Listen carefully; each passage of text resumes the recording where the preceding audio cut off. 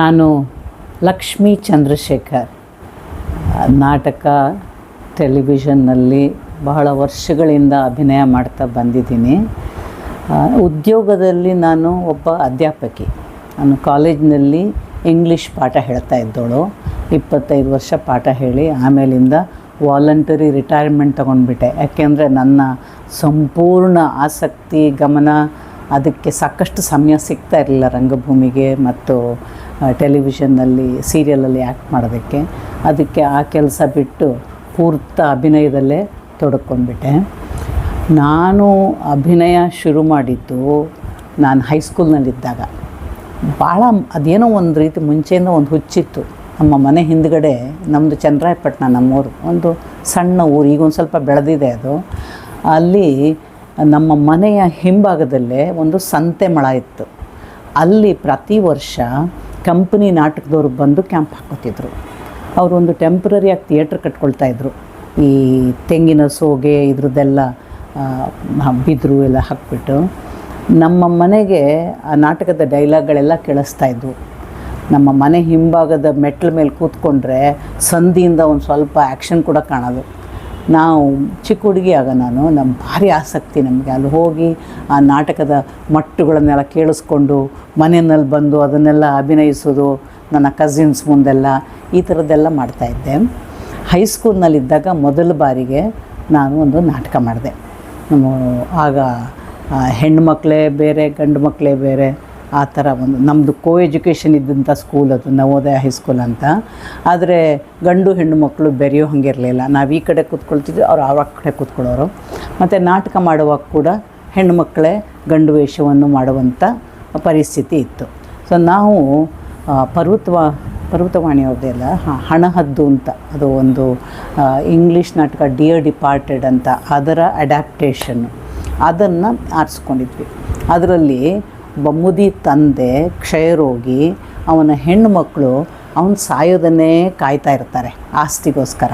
ಅವನ ಮೊಮ್ಮಗಳು ಒಬ್ಬಳಿಗೆ ಮಾತ್ರ ತಾತನ ಮೇಲೆ ನಿಜವಾದಂಥ ಪ್ರೀತಿ ಇರುತ್ತೆ. ಆ ತಾತನಿಗೆ ಈ ಗೂರ್ಲು ಕೆಮ್ಮು ಬರಬೇಕು. ನಾವೀಗ ಪಾತ್ರಕ್ಕೆ ಆರಿಸ್ಕೋಬೇಕಾದ್ರೆ ನಮಗೇನು ಮಾನದಂಡ ಅಂತಂದರೆ ಎತ್ತರಕ್ಕಿರೋರು ಗಂಡು ಪಾತ್ರ ಮಾಡೋದು, ಕುಳ್ಳಕ್ಕಿರೋರು ಹೆಣ್ಣು ಪಾತ್ರ ಮಾಡೋದು ಅಂತ. ಸೊ ನಾನು ಬೇರೆಯವ್ರಿಗಿಂತ ಎತ್ತರ ಇದ್ದಿದ್ದರಿಂದ ಆ ತಾತನ ಪಾತ್ರ ನಾನು ಮಾಡ್ತಾಯಿದ್ದೆ. ಕೆಮ್ಮಬೇಕಲ್ಲ, ಕೆಮ್ಮು ತುಂಬ ನ್ಯಾಚುರಲ್ಲಾಗಿ ಬರಬೇಕು ಅಂತ ನನಗೆ ಆ ವಯಸ್ಸಿನಲ್ಲೇ ಅದೇನು ಕಲ್ಪನೆ ಇತ್ತೋ ಗೊತ್ತಿಲ್ಲ, ಚೆನ್ನಾಗಿ ನಲ್ಲಿಕಾಯಿ ತಿಂದುಬಿಟ್ಟಿದ್ದೆ. ತಿಂದು ಕೆಂಬರಿಸ್ಕೊಂಡಿದ್ದೆ. ಸೊ ಆ ಪಾತ್ರದ ಪೂರ್ತ ಕೆಮ್ತಾ ಇರ್ತೀನಿ. ನಿಜವಾಗ್ಲೂ ಕೆಮ್ಮೆ ಬಂದುಬಿಟ್ಟಿತ್ತು ಅಷ್ಟೊತ್ತಿಗೆ. ಅದು ಮಾಡ್ತಾಯಿದ್ದೆ. ಆ ನಾಟಕ ಮೆಚ್ಚಿ ಯಾರೋ ಒಬ್ಬ NCC ಆಫೀಸರು ಬೇರೆ ಊರಿಂದ ಬಂದಿದ್ದವನು ಒಂದು ಪತ್ರ ಬರೆದ ನನಗೆ, ಕೆಮ್ಮಿದಾಗದೆಲ್ಲ ನಿಮ್ಮದೇ ನೆನಪು ಬರುತ್ತೆ ಅಂತ. ನನಗೆ ಅದು ಮೊದಲ ಫ್ಯಾನ್ ಲೆಟರ್ ಅಂತ ಹೇಳ್ಬೋದು ಬೇಕಾದರೆ. ಮತ್ತು ಚನ್ನರಾಯಪಟ್ಟಣದಲ್ಲಿ SSLC ಮುಗಿಸ್ಕೊಂಡು ಮೈಸೂರಿಗೆ ಬಂದೆ. ಮೈಸೂರು ಮಹಾರಾಣೀಸ್ ಕಾಲೇಜ್ PUCಗೆ ಸೇರಿಕೊಂಡೆ. ಅಲ್ಲಿ ಇವತ್ತು ನಾಗಮಣಿ ಶ್ರೀನಾಥ್ ಅವರು ದೊಡ್ಡ ಮ್ಯೂಸಿಷಿಯನ್ ಆಗಿದ್ದಾರೆ, ಅವ್ರು ನನ್ನ ಕ್ಲಾಸ್ಮೇಟು. ನಾವು ಒಂದಿಷ್ಟು ಜನ ಸೇರಿಕೊಂಡು ನಾಟಕ ಮಾಡ್ತಾಯಿದ್ವಿ. ಈ ಲೈಟ್ ಹಾರ್ಟೆಡ್ ಕಾಮಿಡೀಸು ದಾಶರಥಿ ದೀಕ್ಷಿತ್, ಪರ್ವತವಾಣಿ ಇಂಥವ್ರು ಬರೆದಿದ್ದನ್ನು ಮಾಡ್ತಾಯಿದ್ವಿ. ಅದಾದ ಮೇಲೆ ನಾನು ರೀಜನಲ್ ಕಾಲೇಜ್ ಸೇರಿಕೊಂಡೆ. ರೀಜನಲ್ ಕಾಲೇಜಲ್ಲಿ ನನಗೆ ಒಳ್ಳೆಯ ಅದ್ಭುತವಾದಂಥ ಟೀಚರ್ಗಳಿದ್ದರು, ಜೊತೆಗೆ ರಂಗಭೂಮಿಯಲ್ಲಿ ತುಂಬ ಆಸಕ್ತಿ ಇರುವಂಥ ಮೇಷ್ಟ್ರುಗಳಿದ್ದರು. ವಿಶ್ವನಾಥ್ ಮಿರ್ಲೆ ಅವರು ನನ್ನ ಟೀಚರ್ ಆಗಿದ್ದರು. ಅವರು ಸಮತೆಂತೋದ ಒಂದು ಭಾಗ ಆಗಿದ್ದರು. ಅಲ್ಲಿ ನಮ್ಮ ಕಾಲೇಜಿನಲ್ಲಿ ಈ ಬೆಂಗಳೂರಿಗೆ ಉಲ್ಲಾಳ್ ಶೀಲ್ಡ್ಗೆ ಕಾಂಪಿಟಿಷನಿಗೆ ಬರ್ತಾಯಿದ್ವಿ ನಾವು. ಅದಕ್ಕೆ ವಿಶ್ವನಾಥ್ ಮಿರ್ಲೆ ಅವರು ನಾಟಕ ಮಾಡಿಸಿದರು. ನಾವು ಇದು ಮಾಲಿಯರ್ ನಾಟಕದ್ದು ಒಂದು ರೂಪ ಇದೆಯಲ್ಲ, ಅದು ಯಾವುದದು, ಒಂದು ಮುದುಕಿ ಪಾತ್ರ ಮಾಡಿದ್ದು ನೋಡಿ. ಈಗ ನನಗೆ 75 ಆಯಿತು, ಮರು ಶುರುವಾಗಿಬಿಟ್ಟಿದೆ. ನಾನು ಮಾಡಿದ ಮೊದಲ ನಾಟಕಗಳಲ್ಲಿ ಅದು ಒಂದು ಮಾಲಿಯರ್ ನಾಟಕನ ಅಡ್ಯಾಪ್ಟೇಷನ್, ಅದು ಯಾಕೆ ಮರ್ತೋಗ್ತಾಯಿದೆ ಗೊತ್ತಿಲ್ಲ.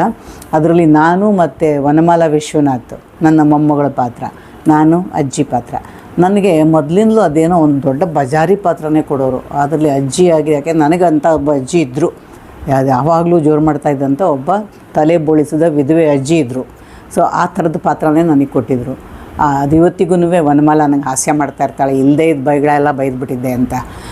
ಅದು ನನ್ನ ಮೊದಲ ನಾಟಕ.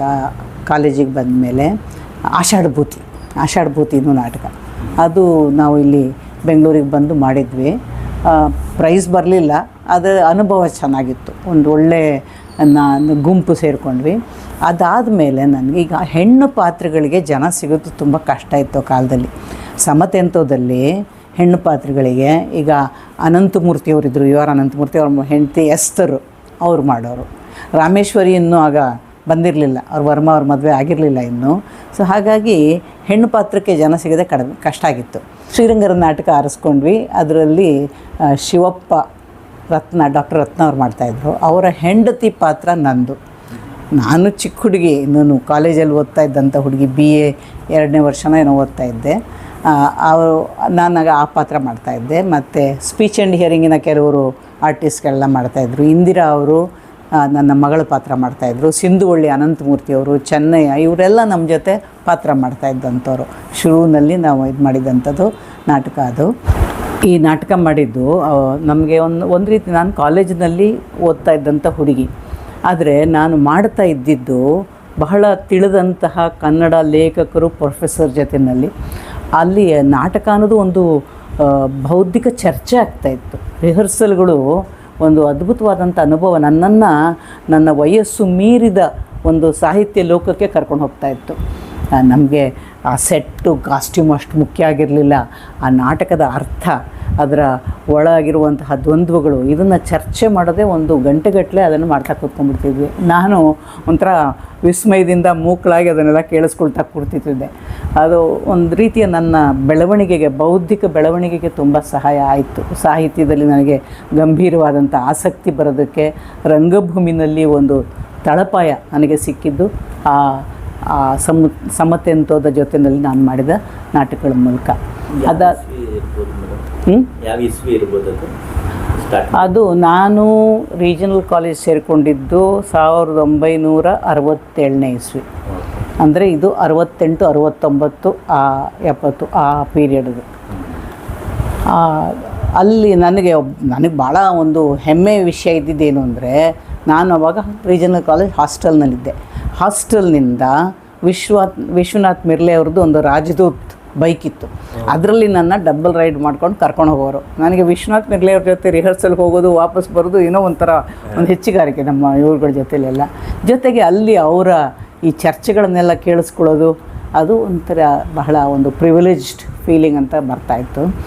ಅದಾದಮೇಲೆ ಈ ಗುರುರಾಜಾರಾವ್ ಈಚೆಗೆ ತೀರಿ ಹೋದ್ರಲ್ಲ, ಅವರು ನಾನು ಎಲ್ಲ ಬಹದ್ದೂರ್ ಗಂಡ ಅಂತ ಒಂದು ನಾಟಕ ಮಾಡಿದ್ರು. ಅದನ್ನು ಕೂಡ ಶೇಕ್ಸ್ಪಿಯರ್ನ ಟೇಮಿಂಗ್ ಆಫ್ ದಿ ಶ್ರೂ ನಾಟಕದ ರೂಪಾಂತರ.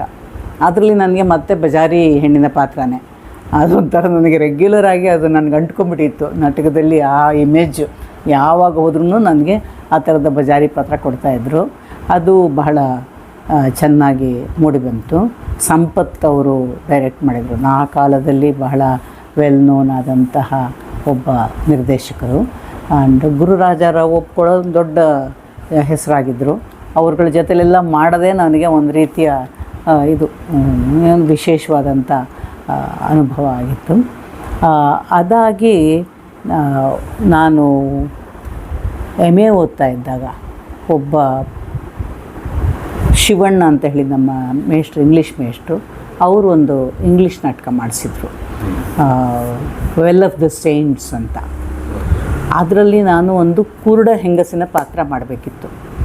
ಈಗ ಕುರುಡಿಯಾಗಿ ಕಣ್ಣು ಬಿಟ್ಕೊಂಡಿದ್ರೂ ಕೂಡ ನಮಗೆ ಎದುರಿಗಿರೋದು ಕಾಣಿಸ್ಬಾರ್ದು. ಆ ರೀತಿ ಕಣ್ಣು ಬಿಟ್ಕೊಳ್ಳೋದನ್ನು ಅಭ್ಯಾಸ ಮಾಡ್ಕೋಬೇಕು. ನಾನು ಹಾಗೇ ಇದು ಮಾಡ್ಕೊಂಡು ಆಮೇಲೂ ಎಷ್ಟೋ ದಿನ ನನ್ನ ಕಣ್ಣು ಮಂಜಾಗ್ತಾಯಿತ್ತು. ಅದನ್ನು ಅಭ್ಯಾಸ ಮಾಡಿ ಅದು ಮಾಡಿದ್ದೆ. ಮತ್ತು ನಾನು ಇಂಗ್ಲೆಂಡಿಗೆ ಹೋದೆ. ಅಲ್ಲಿ ನಾಟಕ ಓದಬೇಕು ಅಂತ ಭಾಳ ಆಸೆ ಇತ್ತು ನನಗೆ, ನಾಟಕದಲ್ಲಿ ಮಾಡಬೇಕು ಅಂತ. ಬಟ್ ಅಲ್ಲಿ ಲೀಡ್ಸ್ನಲ್ಲಿ ನಾನು ಇಂಗ್ಲೀಷ್ MA ಓದೋದಕ್ಕೆ ಸೇರಿಕೊಂಡೆ. ಇಲ್ಲಿ MA ಆಗಿತ್ತು ನನಗೆ. ಮತ್ತು ಅಲ್ಲಿ ನನ್ನ ಮನೆಯವರು ಅಲ್ಲಿ ಆಕ್ಸ್ಫರ್ಡಲ್ಲಿ ಓದ್ತಾಯಿದ್ರು. ಸೊ ಅದಕ್ಕೆ ನಾನು ಓದಬೇಕು ಅಂತ ನನಗೆ ಆಸೆ. ಅಲ್ಲಿ ಲೀಡ್ಸಲ್ಲಿ ಸೇರಿಕೊಂಡೆ. ಅಲ್ಲಿ MA ಥಿಯೇಟರ್ ಕೂಡ ಇತ್ತು. ಅದು ಸಾಕಷ್ಟು ಪ್ರಸಿದ್ಧವಾಗಿದ್ದಂಥ ಕೋರ್ಸು. ಅದಕ್ಕೆ ಸೇರ್ಕೋಬೇಕು ಅಂತ ನನಗೆ ಒಂದು ಆಸೆ ಇತ್ತು. ಆದರೆ ಅವರು ಮಾಡ್ತಾ ಇದ್ದಂತಹ ಒಂದೆರಡು ನಾಟಕಗಳನ್ನು ನೋಡಿದೆ. ಅವರ ಒಂದು ಬಿಚ್ಚು ಇದಿದೆಯಲ್ಲ, ನಡವಳಿಕೆ, ಬಟ್ಟೆ ವಿಷಯದಲ್ಲಾಗಲಿ, ಸ್ಟೇಜ್ ಮೇಲೇ ಸೀದಾ ಬಟ್ಟೆ ಬಿಚ್ಚಾಕ್ಬಿಡೋದು, ಈ ಥರದ್ದು ಇದೆಲ್ಲ ನೋಡಿದ್ಮೇಲೆ ನಾನು ಸ್ವಲ್ಪ ಇಲ್ಲಿ ಬಹಳ ಒಂದು ಆರ್ಥೋಡಾಕ್ಸ್ ಇದರಲ್ಲಿ ಬೆಳಗ್ಗೆ ಬಂದಿದ್ದಳು ನಾನು. ನನಗೆ ಅಷ್ಟರ ಮಟ್ಟಿಗೆ ಸಂಕೋಚ ಇಲ್ಲದಲ್ಲೇ ಮಾಡೋದಕ್ಕೆ ನನ್ನ ಕೈಲಿ ಸಾಧ್ಯ ಇಲ್ಲ ಅನ್ನಿಸ್ತು. ಅದಕ್ಕೆ ಆಸೆ ಬಿಟ್ಟೆ. ಆಮೇಲೆ ಮತ್ತೆ MA ಲಿಟ್ರೇಚರ್ನೇ ಮಾಡ್ಕೊಂಡ್ಬಿಟ್ಟು ಬಂದೆ. ಮತ್ತು ಇಲ್ಲಿ ವಾಪಸ್ ಬಂದಾಗ ಪೀಟರ್ ಕೋ ಅಂತ ಒಬ್ಬ ಬ್ರಿಟಿಷ್ ಡೈರೆಕ್ಟರ್ ಬಂದಿದ್ದ. ಅವರು ಇವರು ನಮ್ಮ DV ಅರಸ್ ಅವರು ವೈಸ್ ಚಾನ್ಸಲರ್ ಆಗಿದ್ದರು. ತುಂಬ ಇಂಥದಕ್ಕೆಲ್ಲ ಬಹಳ ಪ್ರೋತ್ಸಾಹ ಕೊಡೋರು. ಅವರು ಒಬ್ಬನ್ನ ಕರೆಸಿದ್ರು. ಅವನು ಒಂದು ಇದು ಜಸ್ಟ್ ಆಫ್ಟರ್ ಎಮರ್ಜೆನ್ಸಿ ಅವನು ಒಂದು ನಾಟಕ ಮಾಡಿಸ್ದ. ಅದಕ್ಕಾಗಿ ಅವನು ಎಮರ್ಜೆನ್ಸಿಗೆ ಸಂಬಂಧಪಟ್ಟಂತಹ ವಿಷಯನೇ ಎತ್ಕೊಂಡು ಒಂದು ಅಲ್ಲೇ ವರ್ಕ್ಶಾಪ್ನಲ್ಲೇ ಕ್ರಿಯೇಟ್ ಆದಂಥ ಒಂದು ನಾಟಕ, ಅದು ಸ್ನೇಕ್ ಪಿಟ್ ಅಂತ. ಅದಕ್ಕೆ ಅವನು ಏನು ಮಾಡಿದ್ದ ಅಂದರೆ, ಈ ಎಮರ್ಜೆನ್ಸಿ ಟೈಮ್ನಲ್ಲಿ ಮೈಕಲ್ ಫರ್ನಾಂಡಿಸ್, ಜಾರ್ಜ್ ಫರ್ನಾಂಡಿಸ್ ಅವರ ತಮ್ಮ, ಅವರನ್ನು ಮನೇಲಿಟ್ಟು ರಕ್ಷಣೆ ಕೊಟ್ಟರು ಅನ್ನೋ ಕಾರಣಕ್ಕೆ ಸ್ನೇಹಲತಾ ರೆಡ್ಡಿ ಅವರು, ಪಟ್ಟಾಭಿರಾಮ ರೆಡ್ಡಿ ಅಂತ ಫಿಲ್ಮ್ ಮೇಕರ್ ಇದ್ದರು, ಸಂಸ್ಕಾರ ಮಾಡಿದವರು ಅವರೇನೆ, ಅವರ ಹೆಂಡತಿ, ಅವ್ರನ್ನ ಜೈಲಿಗೆ ಹಾಕಿದರು. ಇದು ಅವ್ರಿಗೆ ದೇಶದ್ರೋಹಿಗಳಿಗೆಲ್ಲ ರಕ್ಷಣೆ ಕೊಟ್ಟಿದ್ದು ಆ ಕಾರಣಕ್ಕೆ ಅಂತ. ಆ ಪಾತ್ರ ನನಗೆ ಕೊಟ್ಟಿದ್ರು. ಅವಳು ಪರೋಲ್ನಲ್ಲಿ ಆಚೆಗೆ ಬಿಟ್ಟಿದ್ದರು. ಆಕೆಗೆ ಇದು ಜೈಲಿನಲ್ಲಿ ಆವಾಗ ಈ ಹತ್ತಿ ಬಿಡಿಸ್ತಾರಲ್ಲ, ಒಂಥರ ಹಿಂಗೆ ದಾರ ಇಟ್ಕೊಂಡು ಅದರಲ್ಲಿ ಹಿಂಗೆ ಹತ್ತಿ ಬಿಡಿಸ್ತಾರೆ, ನೋಡಿದ್ದೀರಾ? ಅದು ಹಾಸಿಗೆ ಎಲ್ಲ ಮಾಡೋರು ಮಾಡ್ತಾರೆ, ಹಾಸಿಗೆ ಮಾಡೋರು ಅವರೆಲ್ಲ ಮಾಡ್ತಾರಂತ. ಅದ್ರಲ್ಲಿ ತುಂಬ ಧೂಳು ಹೇಳುತ್ತೆ. ಆಕೆಗೆ ಆ ಧೂಳಿಂದಾಗಿ ಆಸ್ತಮಾ ತುಂಬ ಜಾಸ್ತಿ ಆಗಿಬಿಟ್ಟಿತ್ತು. ಅದಕ್ಕೆ ಪರೋಲ್ ಮೇಲೆ ಆಚೆ ಬಿಟ್ಟಿದ್ರು ಅವರನ್ನು. ಇದ್ರದ್ದನ್ನ ಕತೆ ಇಟ್ಕೊಂಡು ಅವರು ಒಂದು ಮಾಡಿದರು ನಾಟಕದಲ್ಲಿ. ನನಗೆ ಅವರ ಸ್ನೇಹಲತಾ ರೆಡ್ಡಿ ಪಾತ್ರ ಕೊಟ್ಟಿದ್ದರು. ಅದು ನಾನು ಕೆಮ್ಮಿ ಕೊನೆಗೆ ಸ್ನೇಹಲತಾ ಅವ್ರು ಹಾಗೆ ಸತ್ತು ಹೋದರು. ಸೊ ನಾನು ಆ ಸಾಯೋ ದೃಶ್ಯವನ್ನು ಮಾಡಬೇಕಿತ್ತು. ಸೊ ನಾನು ಕೆಮ್ಮಿ ಸ್ಟೇಜ್ ಮೇಲೆ ಸತ್ತು ಬಿದ್ದೆ. ಅದು ಆ್ಯಕ್ಚುಲಾಗಿ ಬೇರೆ ನಾಟಕಗಳ ತುಣುಕೆಲ್ಲ ಇದು ಕೊನೆ ಪೀಸ್. ಇದು ಅವನು ನಮ್ಮ ನಿರ್ದೇಶಕ ಏನು ಹೇಳಿದ್ದ ಅಂದರೆ, ನೀನು ಸತ್ತ ಮೇಲೆ ಎಲ್ಲ ನಟರು ಆಚೆ ಹೋದರೂ ನೀನು ಹಾಗೆ ಮಲಗಿರು ಅಂತ. ಅದು ಒಂದು ಟೆಕ್ನಿಕ್ ಇದು. ಸೊ ನಾನು ಹಾಗೆ ಬಿದ್ದೇ ಇದ್ದೆ. ಪಾಪ ಪ್ರೇಕ್ಷಕರ ನಡುವೆಯಿಂದ ಒಬ್ಬ ಡಾಕ್ಟ್ರ್ ಎದ್ದು ಬಂದುಬಿಟ್ರು ನನ್ನ ನಾಡಿ ಎಲ್ಲ ನೋಡೋದಕ್ಕೆ. ಅದು ಮಾರನೇ ದಿನ ಇಡೀ ಊರಿನಲ್ಲಿ ಅದು ಸುದ್ದಿಯಾಗಿತ್ತು. ಅದು ಇವರೇ ಅಲ್ವಾ ಮಾಡಿದ್ದು ಆ ಪಾತ್ರನ ಅಂತ. ಒಂದು ರೀತಿಯ ಬಹಳ ದೊಡ್ಡ ಮೆಚ್ಚುಗೆ ಸಿಕ್ಕಿದಂಗೆ ಅಲ್ವಾ. ನಾನು ನೈಜವಾಗಿ ಸತ್ತಿದ್ದ ಪಾತ್ರ ಮಾಡಿದ್ನಲ್ಲ, ಅದು ಒಬ್ಬ ಡಾಕ್ಟ್ರ್ ಬಂದು ಕಣ್ಣು ನಾಡಿ ಎಲ್ಲ ನೋಡಿಬಿಟ್ಟು ಮಾಡಿದರು. ಸೊ ಅದೊಂದು ರೀತಿಯ ನನಗೆ ಜೊತೆಗೆ ಇಂಗ್ಲೆಂಡಲ್ಲಿದ್ದಾಗ ನಮ್ಮ ಮನೆಯವರು ಬಹಳ ರ್ಯಾಡಿಕಲ್ ಲೆಫ್ಟ್ ವಿಂಗ್ ಫ್ರೆಂಡ್ಸ್ ತುಂಬ ಇದ್ದರು. ಆವತ್ತಿನ ದಿನಗಳಲ್ಲಿ ಹೇಗೆ ಅಂದರೆ, ಆಕ್ಸ್ಫರ್ಡು ಕೇಂಬ್ರಿಡ್ಜಲ್ಲಿ 30 ವರ್ಷದ ಒಳಗಿರೋರು ಮಾರ್ಕ್ಸ್ವಾದದಿಂದ ಇನ್ಸ್ಪೈರ್ ಆಗದೇ ಇರೋರು ಯಾರೂ ಇರುತ್ತಾನೆ ಇರಲಿಲ್ಲ. ಒಂದು ಇದನ್ನೇ ಹೇಳೋರು, ಗಾದೆನೇ ಹೇಳೋರು, ಈ 30 ವರ್ಷದವರೆಗೆ ಮಾರ್ಕ್ಸ್ವಾದಿಗಳು, 30 ವರ್ಷ ಆದಮೇಲೆ ಸಂಸಾರ, ಹೆಣ್ಣು, ಮಕ್ಕಳು ಇದೆಲ್ಲ ಆದಮೇಲೆ ಅವಾಗ ಅದೆಲ್ಲ ಬಿಟ್ಟು ಇದು ಆಗ್ಬಿಡ್ತಾರೆ, ಟೇಮಾಗಿ ಹೋಗ್ಬಿಡ್ತಾರೆ. ಆ ಥರ ಒಂದು ಇದಿತ್ತು, ನಂಬಿಕೆ ಇತ್ತು. ಸೊ ನಾನು ಇವರ ಫ್ರೆಂಡ್ಸ್ ಇವ್ರದ್ದೆಲ್ಲ ಮಾತು ಕೇಳ್ತಾ ಇದ್ನಲ್ಲ, ಸೊ ನನಗೂ ಕೂಡ ಒಂದು ರೀತಿಯ ಸ್ಫೂರ್ತಿ ಬಂದಿತ್ತು. ಅಂದರೆ ನಾನು ರಂಗಭೂಮಿಯ ಮೂಲಕ ಒಂದು ಪೊಲಿಟಿಕಲ್ ರೆವಲ್ಯೂಷನ್ ಅಥವಾ ಒಂದು ಸೋಷಿಯಲ್ ರೆವಲ್ಯೂಷನ್ನಿಗೆ ಕಾರಣ ಆಗಬೇಕು ಅಂತ. ಅಷ್ಟೊತ್ತಿಗಾಗಲೇ ನನಗೆ ಸ್ವಲ್ಪ ಈ ಪ್ರಗತಿಪರ ವಿಚಾರಗಳಲ್ಲಿ, ಒಂದು ಜನಪರ ಚಳುವಳಿಗಳಲ್ಲಿ ಆಸಕ್ತಿ ಶುರುವಾಗಿತ್ತು. ಅದಕ್ಕೆ ನಾನು ಇನ್ನು ಮುಂದೆ ನಾನು ನಾಟಕ ಮಾಡಿದರೆ ಅದು ಒಂದು ರೀತಿಯ ಪ್ರಗತಿಪರ ಧೋರಣೆಯನ್ನು, ಜನಪರವಾದಂಥ ವಿಚಾರಗಳನ್ನು ಜನರಿಗೆ ತಿಳಿಸುವಂತಹ, ಅವರಲ್ಲಿ ಜಾಗೃತಿ ಮೂಡಿಸುವಂತಹ ನಾಟಕ ಆಗಿರಬೇಕು ಅಂತ ತೀರ್ಮಾನ ಮಾಡಿದೆ. ನಮ್ಮ ಮನೆಯವ್ರಿಗೆ ಇಲ್ಲಿ ಬೆಂಗಳೂರಿನಲ್ಲಿ ಇಂಡಿಯನ್ ಇನ್ಸ್ಟಿಟ್ಯೂಟ್ ಆಫ್ ಮ್ಯಾನೇಜ್ಮೆಂಟಲ್ಲಿ ಪ್ರೊಫೆಸರ್ ಹುದ್ದೆ ಸಿಕ್ಕಿತ್ತು. ಸೊ ಬೆಂಗಳೂರಿಗೆ ನಾವು ಶಿಫ್ಟ್ ಆದ್ವಿ. ಅದಕ್ಕೆ ಬೆಂಗಳೂರಿನಲ್ಲಿ ನಾನು ಯಾವ ನಾಟಕ ತಂಡವನ್ನು ಸೇರಿಕೊಂಡ್ರೆ ಇಂಥ ನಾಟಕ ಮಾಡ್ಬೋದು ಅಂತ ವಿಚಾರಿಸಿದಾಗ, ಇಲ್ಲಿ ಪ್ರಸನ್ನ ಅವರು ಸಮುದಾಯ ಅಂತ ಒಂದು ಸಂಸ್ಥೆ ಶುರು ಮಾಡಿದ್ದಾರೆ. ಅವರು ಇಂಥ ನಾಟಕಗಳನ್ನೇ ಮಾಡೋದು, ಅಲ್ಲಿ ಹೋಗಿ ಸೇರ್ಕೊ ಅಂತ ನನಗೆ ಅಡ್ವೈಸ್ ಮಾಡಿದರು. ಸೊ ಇಲ್ಲಿ ಬಂದವಳು ಸೀದಾ ಪ್ರಸನ್ನ ಅವರು ಗೆಲಿಲಿಯೋ ನಾಟಕ ಮಾಡಿಸ್ತಾಯಿದ್ರು, ಅಲ್ಲಿಗೆ ಹೋಗಿ ಅವ್ರನ್ನ ಭೇಟಿ ಮಾಡಿದೆ. ಅವರು ತಕ್ಷಣ ನನಗೆ ಆ ನಾಟಕದಲ್ಲಿ ಗೆಲಿಲಿಯೋ ಮಗಳ ಪಾತ್ರ ಕೊಟ್ಟು ಸೇರಿಸ್ಕೊಂಡ್ಬಿಟ್ರು. ಸೊ ನಾವು ನಾಟಕದ ಜೊತೆಗೆ ಸ್ಟಡಿ ಸರ್ಕಲ್ ಮಾಡ್ತಾಯಿದ್ವಿ. ಅಲ್ಲಿ ಮಾರ್ಕ್ಸ್ವಾದ ಮತ್ತು ಚಳುವಳಿಗಳು ಇದ್ರ ಬಗ್ಗೆ ಎಲ್ಲ ಓದ್ತಾ ಇದ್ವಿ. ಸೊ ಹಾಗಾಗಿ ಗೆಲಿಲಿಯೋ ನಾಟಕ ಲೋಕನಾಥ್ ಅವರು ಗೆಲಿಲಿಯೋ ಪಾತ್ರ ಮಾಡಿದರು, ಭಾರಿ ಯಶಸ್ವಿ ಆಯಿತು. ಅದು ಒಂದು 100 ಪ್ರದರ್ಶನದ ಮೇಲೆ ಕಾಣ್ತು. ಎಲ್ಲ ಕಡೆ ಸಂಚಾರ ಮಾಡಿದ್ವಿ, ಬೇರೆ ಬೇರೆ ಊರುಗಳಲ್ಲಿ ನಾಟಕ ಮಾಡಿಕೊಂಡು. ಜೊತೆಗೆ ನಾನು ಬೌದ್ಧಿಕವಾಗಿ ಬೆಳೆಯೋದಕ್ಕೂ ಈ ಸಮುದಾಯ ಸಂಘಟನೆ ಜೊತೆಯಲ್ಲಿದ್ದಿದ್ದು ಬಹಳ ಸಹಕಾರಿಯಾಯಿತು. ನಾನು ಇಲ್ಲಿ ಕೆಲಸ ಹುಡುಕ್ತಾ ಇದ್ನಲ್ಲ, ಆ ಟೈಮ್ನಲ್ಲಿ ವಿಜಯ ಕಾಲೇಜಲ್ಲಿ 1 ವರ್ಷ ಟೆಂಪ್ರರಿ ಪಾರ್ಟ್ ಟೈಮ್ ಕೆಲಸ ಮಾಡಿದೆ. ಆಮೇಲೆ ನನಗೆ NM ಕ್ಯಾರಿವಿ ಕಾಲೇಜ್ನಲ್ಲಿ PUC ಕಾಲೇಜ್ನಲ್ಲಿ ಪರ್ಮನೆಂಟ್ ಆದಂಥ ಕೆಲಸ ಸಿಕ್ತು. ನನ್ನ ಕೆಲಸದ ಜೊತೆಯಲ್ಲಿ ಸಮುದಾಯದ ಜೊತೆ ನಾಟಕ ಮಾಡ್ಕೋತಾ ಹೋದೆ. ಪ್ರಸನ್ನ ಅವರಿದ್ದ ಕಾಲದಲ್ಲಿ ನಾವು ದಂಗೆಯ ಮುಂಚಿನ ದಿನಗಳು, ಆಮೇಲೆ ಇದು ಸುಮಾರು ನಾಟಕಗಳನ್ನು ಮಾಡಿದ್ವಿ, ಒಳ್ಳೊಳ್ಳೆ ನಾಟಕಗಳನ್ನು. ನರಸಿಂಹನ್ನು ಕತ್ತಲೆ ದಾರಿದೂರ ಅಂತ ನಾಟಕ ಮಾಡಿಸಿದ್ರು, TN ನರಸಿಂಹನ್ನು. ಸಮುದಾಯದ ಎಲ್ಲ ನಾಟಕಗಳಲ್ಲೂ ನಾನು ಪಾತ್ರ ಮಾಡ್ತಾಯಿರ್ತಿದ್ದೆ. ನಂತರದ ದಿನಗಳಲ್ಲಿ ಬಸವಲಿಂಗಯ್ಯನವರು ಮಾದಾರಿ ಮಾದಯ್ಯ ಅಂತ ನಾಟಕ ಮಾಡಿಸಿದ್ರು. ಆಮೇಲಿಂದ ಇಕ್ಬಾಲ್ ಅಹಮದ್ ಮಹಾಚೈತ್ರ ಅಂತ ನಾಟಕ ಮಾಡಿಸಿದ್ರು. ಇವೆಲ್ಲ ಭಾಳ ಯಶಸ್ವಿಯಾದಂತಹ ಒಂದು ರೀತಿಯ ಜಾನಪದದ ಹಿನ್ನೆಲೆ ಇದ್ದಂತಹ ನಾಟಕಗಳು. ಹಾಡು, ಇದು ಕುಣಿತ ಎಲ್ಲ ಇರ್ತಿತ್ತು. ಸೊ ಹಾಗಾಗಿ ಭಾಳ ಯಶಸ್ವಿಯಾಗಿದ್ವು. ಆ ದಿನಗಳಲ್ಲಿ ಟೆಲಿವಿಷನ್ನಿನ ಹಾವಳಿ ಅಷ್ಟಿರಲಿಲ್ಲ. ಜನ ನಾಟಕಕ್ಕೆ ಬರೋರು ಮತ್ತು ಬೇರೆ ಬೇರೆ ಊರುಗಳಿಗೆ ಕರೆಯೋರು. ನಮ್ಮ ಸಮುದಾಯದ್ದು ನಾಡಿನಾದ್ಯಂತ ಘಟಕಗಳಿದ್ವು. ಒಂದು 15-20 ಊರುಗಳಲ್ಲಿ ಸಮುದಾಯದ ಘಟಕಗಳಿದ್ವು. ರಾಯಚೂರಿನಿಂದ ಹಿಡಿದು ಇಲ್ಲಿವರೆಗೂ, ಉಡುಪಿವರೆಗೂ ಎಲ್ಲ ಕಡೆಗೂ ನಾವು ಓಡಾಡ್ತಾಯಿದ್ವಿ ನಾಟಕ ಮಾಡಿಕೊಂಡು. ಈ ಸಮಯದಲ್ಲೇ ನನಗೆ ಮಗ ಹುಟ್ಟಿದ. ಮಗನೂ ಕರ್ಕೊಂಡು, ಆ ಮಗನ ಜೊತೆಗೆ ಅದನ್ನು ನೋಡ್ಕೊಳ್ಳೋಕ್ಕೆ ಒಂದು ಹೆಂಗಸನ್ನು ಕರ್ಕೊಂಡು ಊರು ಸುತ್ತಾ ಇರ್ತಿದ್ದೆ. ಅದು ನಾನು ನಾಟಕಕ್ಕೆ ಹೋದಾಗ ನಮ್ಮ ಮನೆಯವರು ಮಗನ ನೋಡ್ಕೊಳ್ಳೋರು. ಸೊ ನಾವಿಬ್ಬರು ಒಬ್ಬರಿಗೊಬ್ಬರು ಎಲ್ಲ ರೀತಿಯ ಪ್ರೋತ್ಸಾಹ ಕೊಡ್ತಿದ್ವಿ. ಅವರು ರಾಜಕೀಯ ಚಟುವಟಿಕೆಗಳಲ್ಲಿ ತೊಡಕೊಂಡು ಅವರು ಇದಕ್ಕೆ, ನಾನು ನನ್ನಿಂದ ಆಗುವಂತಹ ಇದನ್ನು ಮಾಡ್ತಾಯಿದ್ದೆ. ಅವರು ನನ್ನ ನಾಟಕಕ್ಕೆ ಮತ್ತು ಸಮುದಾಯ ಸಂಘಟನೆಗೆ ಎಲ್ಲ ರೀತಿಯಲ್ಲೂ ಸಹಾಯ ಮಾಡ್ತಾಯಿದ್ರು. ಸೊ ಅದು ಸುಮಾರು ವರ್ಷ ಹಾಗೆ ನಡ್ಕೊತಾ ಬಂತು. ನಮ್ಮ ಕಾಲೇಜಿನಲ್ಲಿ ನಾನು PUCಲಿದ್ದಾಗ ಅಷ್ಟು ನಾಟಕದ ಕೆಲಸ ಕಾಲೇಜಲ್ಲಿ ಮಾಡೋಕ್ಕಾಗಿರಲಿಲ್ಲ. ಅಲ್ಲಿಂದ ನಾನು ನಮ್ಮ ಡಿಗ್ರಿ ಕಾಲೇಜಿಗೆ ಬಂದೆ. ಅಲ್ಲಿ CN ಮಂಗಳ ಅವರು ಪ್ರಾಂಶುಪಾಲರಾಗಿದ್ದರು. ಅವ್ರಿಗೆ ನಾಟಕದಲ್ಲಿ ತುಂಬ ಆಸಕ್ತಿ ಇತ್ತು. ನಮ್ಮ ನಾಟಕದ ಅಲ್ಲೇ ನಾವು ಸೀರಿಯಸ್ಸಾಗಿ ನಾಟಕ ಮಾಡೋಕ್ಕೆ ಶುರು ಮಾಡಿದ್ದು. ಆವಾಗ ನಮ್ಮ ರಾಮೇಶ್ವರಿ ಅವರ ಮಗಳು ಸೌಮ್ಯ ವರ್ಮ ಮತ್ತು ಉಮಾ ಮಹಾದೇವನ್ ಅಂತ ಇವತ್ತು IAS ಆಫೀಸರ್ ಆಗಿದ್ರು, ಅವರಿಬ್ಬರು ನಮ್ಮ ಸ್ಟೂಡೆಂಟ್ಸ್ ಆಗಿದ್ದರು. ಅವರಿಬ್ಬರ ಉತ್ಸಾಹದಿಂದ ನಾವು ಒಂದು ಥಿಯೇಟರ್ ಕ್ಲಬ್ ಅಂತ ಮಾಡಿದ್ವಿ. ಅದು ಮೊದಲು ಒಂದು ರೇಸಿನ್ ಇನ್ ದ ಸನ್ ಅಂತ ಒಂದು ಇಂಗ್ಲೀಷ್ ನಾಟಕ ಮಾಡಿದ್ದು.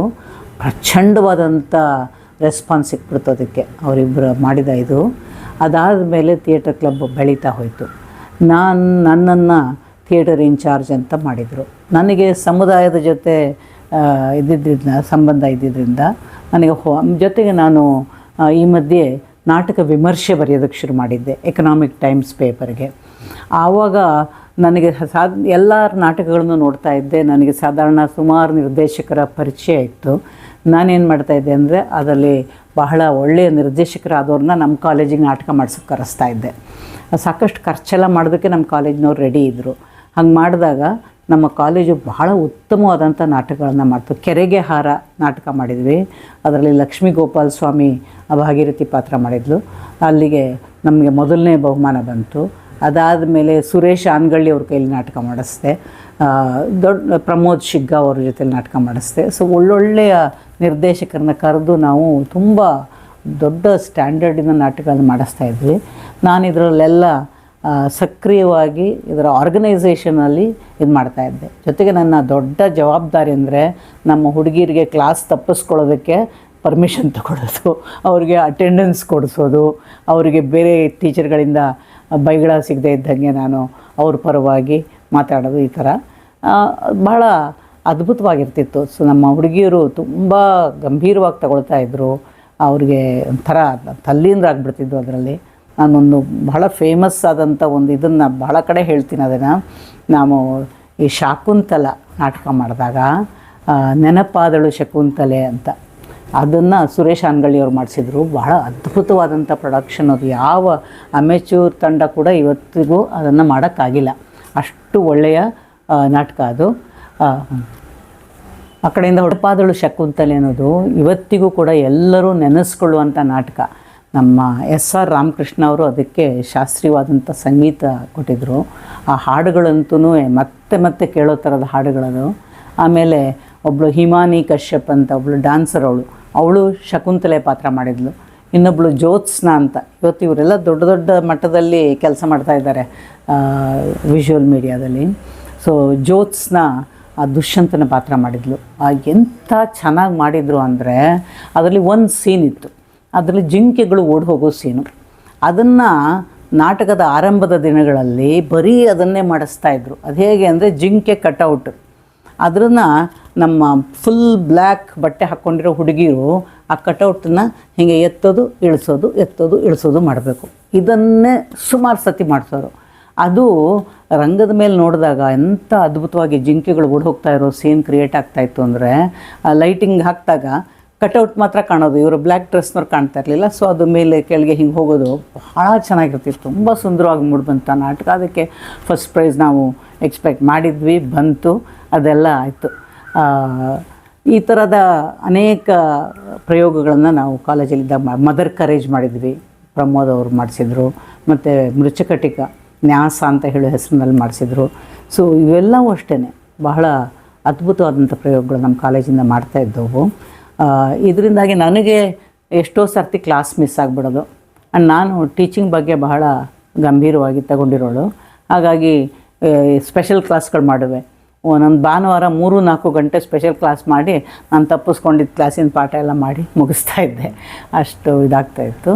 ಆಮೇಲೆ ಇದು ಈ ಆಟೋನಮಿ ಬಂತಲ್ಲ, ಆಟೋನಮಿ ಬಂದಾಗ ಕಾಲೇಜ್ಗಳಲ್ಲಿ ಸ್ವಲ್ಪ ಸ್ಟ್ರಿಕ್ಟ್ ಆಗಿಬಿಡ್ತು ಅಟೆಂಡೆನ್ಸ್ ಬಗ್ಗೆ. ಆಮೇಲೆ ಇದು ಸೆಮಿಸ್ಟರ್ ಸಿಸ್ಟಮ್ ಬಂತು. ಸೊ 6 ತಿಂಗಳಲ್ಲಿ ಎಲ್ಲ ಮುಗಿಸ್ಬೇಕಲ್ಲ, ಹಾಗಾಗಿ ಸ್ಟೂಡೆಂಟ್ಸ್ಗೆ ಕ್ಲಾಸಿಂದ ಆಚೆ ಬರೋದು ಕಷ್ಟ ಆಗ್ತಾ ಬಂತು. ನನಗೂ ಕ್ಲಾಸ್ ಇದು ಮಾಡೋಕ್ಕಾಗ್ತಾಯಿರಲಿಲ್ಲ. ತುಂಬ ಅಡ್ಮಿನಿಸ್ಟ್ರೇಟಿವ್ ವರ್ಕ್ ಜಾಸ್ತಿ ಆಗಿಬಿಡ್ತು. ನನಗೆ ಟೀಚಿಂಗ್ನಲ್ಲಿ ತುಂಬ ಆಸಕ್ತಿ ಇತ್ತು, ಬಟ್ ಈ ಅಡ್ಮಿನಿಸ್ಟ್ರೇಟಿವ್ ವರ್ಕ್ಗಳು, ಆ ಟೆಸ್ಟ್ಗಳು, ಅದ್ರ ಕರೆಕ್ಷನ್ಸು ನನ್ನ ಕೈಲಿ ಸಾಧ್ಯ ಆಗ್ತಿರಲಿಲ್ಲ. ಸೊ ನನ್ನ ಮನೆಯವ್ರು ಯಾವಾಗಲೂ ಹೇಳೋರು, ಅದು ಯಾಕೆ ಸುಮ್ಮನೆ ಓದಾಡ್ತಿ, ಬಿಟ್ಬಿಡು, ನಿನಗೆ ಆಸಕ್ತಿ ಇರೋ ನಾಟಕ ಥಿಯೇಟ್ರು ಇದು ಮಾಡಿಕೊಂಡೇ ಇದ್ಬಿಡು ಅಂತ. ಸೊ ಬಿಟ್ಬಿಟ್ಟೆ. ನಾನು ಇನ್ನೂ 1-2 ವರ್ಷ ಸರ್ವಿಸ್ ಇದ್ದಾಗಲೇ ವಾಲಂಟ್ರಿ ರಿಟೈರ್ಮೆಂಟ್ ತಗೊಂಡು ನನ್ನದೇ ಒಂದು ನಾಟಕ ಸಂಸ್ಥೆ ಕಟ್ಕೊಂಡೆ. ಆವಾಗ ಕ್ರಿಯೇಟಿವ್ ಥಿಯೇಟರ್ ಅಂತ. ನಾವು ಅದಕ್ಕೆ ಹೆಸರಿಟ್ಟಿದ್ದು ಕೂಡ ಒಂದು ಇಂಟ್ರೆಸ್ಟಿಂಗ್ ಆದಂಥ ಇದು.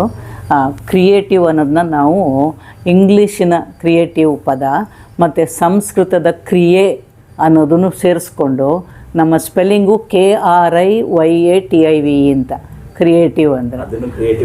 ಹಾಂ, ಅದರಲ್ಲಿ ಒಂದು ನಾಟಕ ಕ್ರಿಯೆಗೆ ಪ್ರೇರಣೆ ಆಗಬೇಕು, ಸೋಷಿಯಲ್ ಆ್ಯಕ್ಷನ್ ಥ್ರೂ ಥಿಯೇಟರ್ ಆ ಥರ ಆಗಬೇಕು ಅಂತ. ಸೊ ಅದು ಮತ್ತು ಕ್ರಿಯೇಟಿವಿಟಿ ಅಂತ ಇಂಗ್ಲೀಷ್ನಲ್ಲಿ ಏನು ಹೇಳ್ತೀವಿ, ಅದು ಇನ್ನು ಕಲ್ಪನೆ ಅದೆಲ್ಲ ದೃಷ್ಟಿಯಿಂದ ಅದ್ರೂ ಚೆನ್ನಾಗಿರಬೇಕು. ಸೊ ಅವೆರಡನ್ನೂ ಸೇರಿಸಿ ನಾವು ಕ್ರಿಯೇಟಿವ್ ಥಿಯೇಟರ್ ಅಂತ ಒಂದು ಸಂಸ್ಥೆ ಶುರು ಮಾಡಿಕೊಂಡೆ.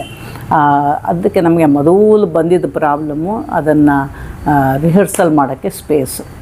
ಆವಾಗ ಚಂದ್ರಶೇಖರ್ ಅವರು ಸುಮ್ಮನೆ ಅಲ್ಲಿ ಹಾಕಲಿತ್ತಿ ನಮ್ಮ ಮನೆ ಮೇಲೆ ಒಂದು ರಿಹರ್ಸಲ್ ಹಾಲ್ ಕಟ್ಕೊಂಬಿಡೋಣ ಅಂದರು. ಸೊ ಅದಕ್ಕಾಗಿ ಒಂದು ರಿಹರ್ಸಲ್ ಹಾಲನ್ನು ಕೂಡ ನಿರ್ಮಾಣ ಮಾಡ್ಕೊಂಬಿಟ್ವಿ. ಆವಾಗ ಸುಮಾರು 2006ಇಂದನೂ ನಾವು ಕ್ರಿಯೇಟಿವ್ ಥಿಯೇಟರ್ನ ನಾಟಕಗಳನ್ನು ಮಾಡ್ತಾ ಬಂದಿದ್ದೀವಿ. ಮೊದಲಿಗೆ ನಾನು ಸೋಲೋ ಮಾಡ್ತಾಯಿದ್ದೆ, ಹೆಣ್ಣಲ್ಲವೇ ಅಂತ ಹೇಳಿ ಒಂದು ಸೋಲೋ ನಾಟಕ ಮಾಡಿದೆ. ಏಕವ್ಯಕ್ತಿ ಪ್ರದರ್ಶನ. ಅದು ಏಕವ್ಯಕ್ತಿ ಪ್ರದರ್ಶನ ಶುರು ಮಾಡಿದ್ದು ನಾವು ಅಮೇರಿಕಕ್ಕೆ ಯಾವುದೋ ಒಂದು ಕಾನ್ಫರೆನ್ಸ್ಗೆ ಹೋಗ್ತಾ ಇದ್ದೆ. ಆ ಟೈಮಲ್ಲಿ ಒಂದು ರೀತಿಯ ಬಹಳ ರಫ್ ಆದಂಥ ಒಂದು ಡ್ರಾಫ್ಟ್ ಅನ್ಬೋದು, ಅದನ್ನು ತಯಾರು ಮಾಡಿಕೊಂಡು ಅಮೇರಿಕಕ್ಕೆ ಹೊರಟೋದೆ. ಅದು ಆ್ಯಕ್ಚುಲಾಗಿ ಆ್ಯಕ್ಷನ್ನು ಜಾಸ್ತಿ ವರ್ಕೌಟ್ ಮಾಡೋಕ್ಕಾಗಿರಲಿಲ್ಲ, ಮಾತು ಕಲ್ತಿರಲಿಲ್ಲ. ಸೊ ಅಲ್ಲಿ ಅಮೇರಿಕಾ ಊರು ತಿರುಗು ಆಗೆಲ್ಲ ಕಾರಲ್ಲೆಲ್ಲ ಬರೀ ನಾನು ಡೈಲಾಗ್ ಹೇಳ್ಕೊಂಡೇ ಓಡಾಡ್ತಾ ಇದ್ದೆ. ಸೊ ಆಗ ಅಷ್ಟು ತುಂಬ ನಾಟಕೀಯತೆ ಕಡಿಮೆ ಇತ್ತು ಅದರಲ್ಲಿ. ಒಂದು ಪಾತ್ರದಿಂದ ಪಾತ್ರಕ್ಕೆ ಬದಲಾಗ್ತಾ ಇದ್ದೆ ನಾನು. ಆ ಮಧ್ಯದಲ್ಲಿ ಒಂದು ನೆರೇಷನ್ ಬರ್ತಾಯಿತ್ತು. ಆ ನೆರೇಷನ್ ನನ್ನ ಇಲ್ಲೇನಾಗಿತ್ತು, ನಮ್ಮ ಶಶಿಧರ್ ಭಾರಿಘಾಟು ಮತ್ತು ಬೇರೆ ಯಾದವ್ ಅಂತ ಇದ್ದ ಅವನು ಮತ್ತು ದೇವಾನಂದ್ ಅಂತ, ಇವರೆಲ್ಲ ಒಂದೊಂದು ಎಪಿಸೋಡನ್ನ ಡೈರೆಕ್ಟ್ ಮಾಡಿದರು. ಆದರೆ ಆ ಎಪಿಸೋಡ್ಗಳನ್ನ ಕೂಡಿಸ್ತಾ ಇದ್ದಂಥ ಒಂದು ನರೇಷನ್ನ ಯಾರೂ ಡೈರೆಕ್ಟ್ ಮಾಡಿರಲಿಲ್ಲ. ಸೊ ನನಗೆ ಹೇಳಿ ಕೇಳಿ ನಾನು ಲೆಕ್ಚರರು ಪ್ರೊಫೆಷನಲ್ಲಿ. ಸೊ ಏನು ಮಾಡುವೆ, ಅದು ನೆರೇಷನ್ ಬಂದಾಗ ಆಲ್ಮೋಸ್ಟ್ ಲೆಕ್ಚರ್ ಥರ ಹಿಂಗೆ ನಿಂತ್ಕೊಂಡು ನೆರೇಷನ್ ಮಾಡಿಬಿಡುವೆ. ಅದ್ರ ಬಗ್ಗೆ ಯಾರೋ ಒಬ್ರು ಬರೆದು ಬಿಟ್ರು, ಇದು ಒಂಥರ ಇದು ಮೊನೊಲಾಗ್ ಥರ ಇದಾಗಿತ್ತು ಅಂತ. ಸೊ ಆವಾಗ ಸೌಮ್ಯ ವರ್ಮ ಅದನ್ನು ಪರಿಷ್ಕಾರ ಮಾಡಿದ್ಲು. ಅವಳ ಜೊತೆಯಲ್ಲಿ ಕೂತ್ಕೊಂಡು ಅದನ್ನು ನಾನು ಇಂಗ್ಲೀಷಿನ ಒಂದು ವರ್ಷನ್ ಶುರು ಮಾಡಿದೆ. ಇಂಗ್ಲೀಷ್ದು ಮಾಡುವಾಗ ಅದನ್ನು ಆಮೇಲೆ ಕನ್ನಡಕ್ಕೆ ಮಾಡಿಕೊಂಡು ಅದು ಒಂದು ನಾಟಕದ ರೂಪ ಬರೋ ಹಾಗೆ ಮಾಡಿಕೊಂಡ್ವಿ. ನರೇಷನ್ ಕೂಡ ನಾಟಕದ ಒಂದು ಕ್ರಿಯೆಯಾಗಿ ಮೂಡಿ ಬರಬೇಕು ಅಂತ ಅದಕ್ಕೆ ಪ್ರಾಪ್ಸು ಇದನ್ನೆಲ್ಲ ಮಾಡಿಕೊಂಡು ಮಾಡಿದ್ವಿ. ಅದು ಸುಮಾರು 200 ಮೇಲೆ ಪ್ರದರ್ಶನ ಕಂತು. ಎಲ್ಲ ಕಡೆ ಮಾಡಿದ್ವಿ, ಪ್ರಪಂಚದ ಬೇರೆ ಬೇರೆ ಭಾಗಗಳಲ್ಲಿ ಆಗೋಗ್ಬಿಟ್ಟಿದೆ ಅದು. ಅದಾದಮೇಲೆ ಮತ್ತೆ ನಾನು ಈ ಏಕವ್ಯಕ್ತಿ ಇದಕ್ಕೆ ಆಗುವಂಥ ಸ್ಕ್ರಿಪ್ಟು ಯೋಚನೆ ಮಾಡ್ತಾಯಿದ್ದೆ. ಆ ಟೈಮಲ್ಲಿ ನನಗೆ ಕಂಬಾರರ ಸಿಂಗಾರೆವ್ವ ಮತ್ತು ಅರಮನೆ ನಾಟಕನ ಕಾದಂಬರಿಯನ್ನು ಇಂಗ್ಲೀಷಿಗೆ ಭಾಷಾಂತರ ಮಾಡೋದಕ್ಕೆ ಕೊಟ್ಟಿದ್ದರು. ಅದನ್ನು ಭಾಷಾಂತರ ಮಾಡ್ತಾ ಇರುವಾಗ ನನಗೆ ಇದು ಒಳ್ಳೆಯ ವಸ್ತು ಆಗೋಕ್ಕೆ ಸಾಧ್ಯ ಅಂತ ಅನ್ನಿಸ್ತು. ಸೊ ಸೌಮ್ಯನಿಗೆ ಅದನ್ನು ಕಳಿಸ್ದೆ ನಾನು ಟ್ರಾನ್ಸ್ಲೇಷನ್ನ. ಅದು ನೋಡಿದ ತಕ್ಷಣವೇ ಅವಳು ಹೌದು this is a play I would like to do ಅಂದ್ಲು. ಅದನ್ನು ಏಕವ್ಯಕ್ತಿ ಪ್ರದರ್ಶನಕ್ಕೆ ಅಳವಡಿಸ್ಕೋಬೇಕಾಗಿತ್ತು. ಅದಕ್ಕೆ ಬೇರೆ ಸ್ಕ್ರಿಪ್ಟೇ ಬರಿಬೇಕಾಗಿತ್ತು. ಯಾಕೆಂದರೆ ಏಕವ್ಯಕ್ತಿ ಪ್ರದರ್ಶನದಲ್ಲಿ ನೀವು ಎಲ್ಲ ಪಾತ್ರನೂ ಒಟ್ಟಿಗೆ ತರೋಕ್ಕಾಗಲ್ವಲ್ಲ ಕಾದಂಬರಿಲಿರೋ ಹಾಗೆ. ಅದಕ್ಕೆ ಇವಾಗ ಸಿಂಗಾರೆವ್ವ ಬರ್ತಾಳೆ, ಅವಳದ್ದೇನೋ ಕೆಲವು ಹೇಳ್ತೀವಿ, ಅವರ ಅಪ್ಪ ಬರ್ತಾನೆ, ಅವನ ಸೀನ್ಗಳು ನಡೆಯುತ್ತವೆ, ಆಮೇಲೆ ಅವಳು ಗಂಡ ಬರ್ತಾನೆ, ಈ ಥರ ಒಂದು ಇದು ಮಾಡ್ಕೋಬೇಕಿತ್ತು. ಸೊ ಕಂಬಾರು ನೀನೇ ಬರ್ಕೋಬೇಕಮ್ಮ, ನನಗಾಗಲ್ಲ ಅಂದರು. ಸೊ ಅದು ನಾನು ಬರಿತಾ ಹೋದೆ. ನಾನು ಒಂದೊಂದು ಇದು ಬರ್ದಂಗೆ ಸೌಮ್ಯಂಗೆ ತೋರಿಸುವೆ, ಮತ್ತು ಅದರದ್ದು ಮುಂದಿನ ಭಾಗ ಬರ್ಕೊಳ್ತಾ ಹೋಗ್ತೀವಿ. ಸೊ ಅದನ್ನು ಬರೆಯೋ ಕ್ರಿಯೆನೇ ಒಂದು 6 ತಿಂಗಳ ಮೇಲೆ ಆಯಿತು. ಅಷ್ಟೊತ್ತಿಗೆ ಇವರು ಪ್ರಸನ್ನ ಅವರು ರಂಗಾಯಣದ ನಿರ್ದೇಶಕರಾಗಿ ಬಂದಿದ್ದರು. ಅಕ್ಕ ಫೆಸ್ಟಿವಲ್ನ ಶುರು ಮಾಡಿದರು. ಬಂದು ಅದ್ರಲ್ಲಿ ಮಾಡಿರಿ ಅಂದರು. ಅಯ್ಯೋ ನಾವಿನ್ನೂ ರೆಡಿ ಆಗಿಲ್ಲ ಅಂದರೆ ಅದೇನು ಮಾಡ್ಕೊಳ್ರಿ ಅಂತ. ಸೊ ಆವಾಗ ಎದ್ದ ಬೀಳ ನಾವು ಮೈಸೂರಿನಲ್ಲಿ ಮಹಾಜನಾಸ್ ಹೈಸ್ಕೂಲಲ್ಲಿ ರಿಹರ್ಸಲ್ ಮಾಡಿಕೊಂಡು ಅಕ್ಕದಲ್ಲೇ ಮೊದಲ ಪ್ರದರ್ಶನ ಆಯ್ತು ಅದರದ್ದು. ನನಗೆ ಇನ್ನೂ ಅದು ನಾರ್ತ್ ಕರ್ನಾಟಕದ ಭಾಷೆ. ಅದೇ ಟೈಮಲ್ಲಿ ನಾವು ಗೃಹಭಂಗದು ಶೂಟಿಂಗ್ ಮಾಡ್ತಾಯಿದ್ವಿ. ಅಲ್ಲಿ ಇವರು ಬಸವಲಿಂಗ ಮುರುಗೋಡು ಅಂತ ಅವರು ಅಲ್ಲಿ ಪಾತ್ರ ಮಾಡ್ತಾಯಿದ್ರು. ಅವ್ರ ಕೈಲಿ ನಾನು ಉತ್ತರ ಕರ್ನಾಟಕದ ಭಾಷೆ ಬಗ್ಗೆ ಹೆಚ್ಚು ತಿಳ್ಕೊತಾ ಹೋದೆ. ಅಲ್ಲಿ ನಂಗೆ ಪುರ್ಸೊತ್ತಿದ್ದಾಗೆಲ್ಲ ಲೈನ್ಸನ್ನು ಮಾಡ್ಕೋತಾ ಇರ್ತಿದ್ದೆ. ಮತ್ತು ಇಲ್ಲಿ ಮಾಲ್ತೇಶ್ ಬಡಿಗೇರಿದಾನಲ್ಲ ಅವನು ಆ ಕಡೆಯವನು. ಅವರಿಂದ ಈ ಬೆಳಗಾಮಿನ ಕಡೆದ ಕನ್ನಡ ಮರಾಠಿ ಮಿಶ್ರಿತ ಕನ್ನಡ ಏನಿದೆ ಅದನ್ನು ಮಾತಾಡೋ ರೀತಿ, ಅದರಲ್ಲಿ ಬ್ರಾಹ್ಮಣರು ಮಾತಾಡೋದೇ ಬೇರೆ ರೀತಿ ಮತ್ತು ಗೌಡರು ಮಾತಾಡೋದೇ ಬೇರೆ ರೀತಿ, ಆ ಥರದ ಡೈಲೆಕ್ಟ್ಗಳಿರುತ್ತವಲ್ಲ ಅದನ್ನೆಲ್ಲ ಕಲ್ತ್ಕೋತಾ ಅಭ್ಯಾಸ ಮಾಡ್ಕೋತಾ ಹೋದೆ. 2000 ಇಸ್ವಿ ಅದು. 2000ದಲ್ಲಿ ಫಸ್ಟ್ ಶೋ ಅಕ್ಕ ಮೈಸೂರಲ್ಲೇ ಆಗಿದ್ದು ಭೂಮಿಗೀತದಲ್ಲಿ. ಅದು ಎಷ್ಟರ ಮಟ್ಟಿಗೆ ಸಕ್ಸಸ್ ಆಗಿಬಿಡ್ತು ಅಂದರೆ ಮೊದಲು ಶೋಗೆ ಬಂದವ್ರಿಗೆ ಸುಮಾರು ಜನಕ್ಕೆ ಟಿಕೆಟ್ ಸಿಗಲಿಲ್ಲ, ಗಲಾಟೆ ಮಾಡ್ತಾಯಿದ್ರು. ಆವಾಗ ಪ್ರಸನ್ನ ಅವರು ಇನ್ನೊಂದು ಶೋ ಮಾಡಿಸ್ತೀವಿ ನಿಮಗೆಲ್ಲ ಖಂಡಿತ ಬರ್ಬೋದು ಅಂತ ಹೇಳಿ ಆಶ್ವಾಸನೆ ಕೊಟ್ಬಿಟ್ರು. ಸೊ ಇನ್ನೊಂದು ಶೋಗೆ ಒಂದು ಮಧ್ಯಾಹ್ನ ಫಿಕ್ಸ್ ಮಾಡಿದರು. ಆ ಮಧ್ಯಾಹ್ನದ ಅಲ್ಲಿ ಬಂದಿರೋ ವಾಲಂಟಿಯರ್ಸ್ಗೆಲ್ಲ ಊಟ ಗಿಟ್ಟದ್ದೆಲ್ಲ ಪಕ್ಕದಲ್ಲೇ ವ್ಯವಸ್ಥೆ ಆಗ್ತಾ ಇರ್ತಿತ್ತು. ತುಂಬ ಶಬ್ದಗಳು ಬರ್ತಾಯಿದ್ವು, ಬೆಳಕು ತುಂಬ ಹೊರಗಡೆಯಿಂದ.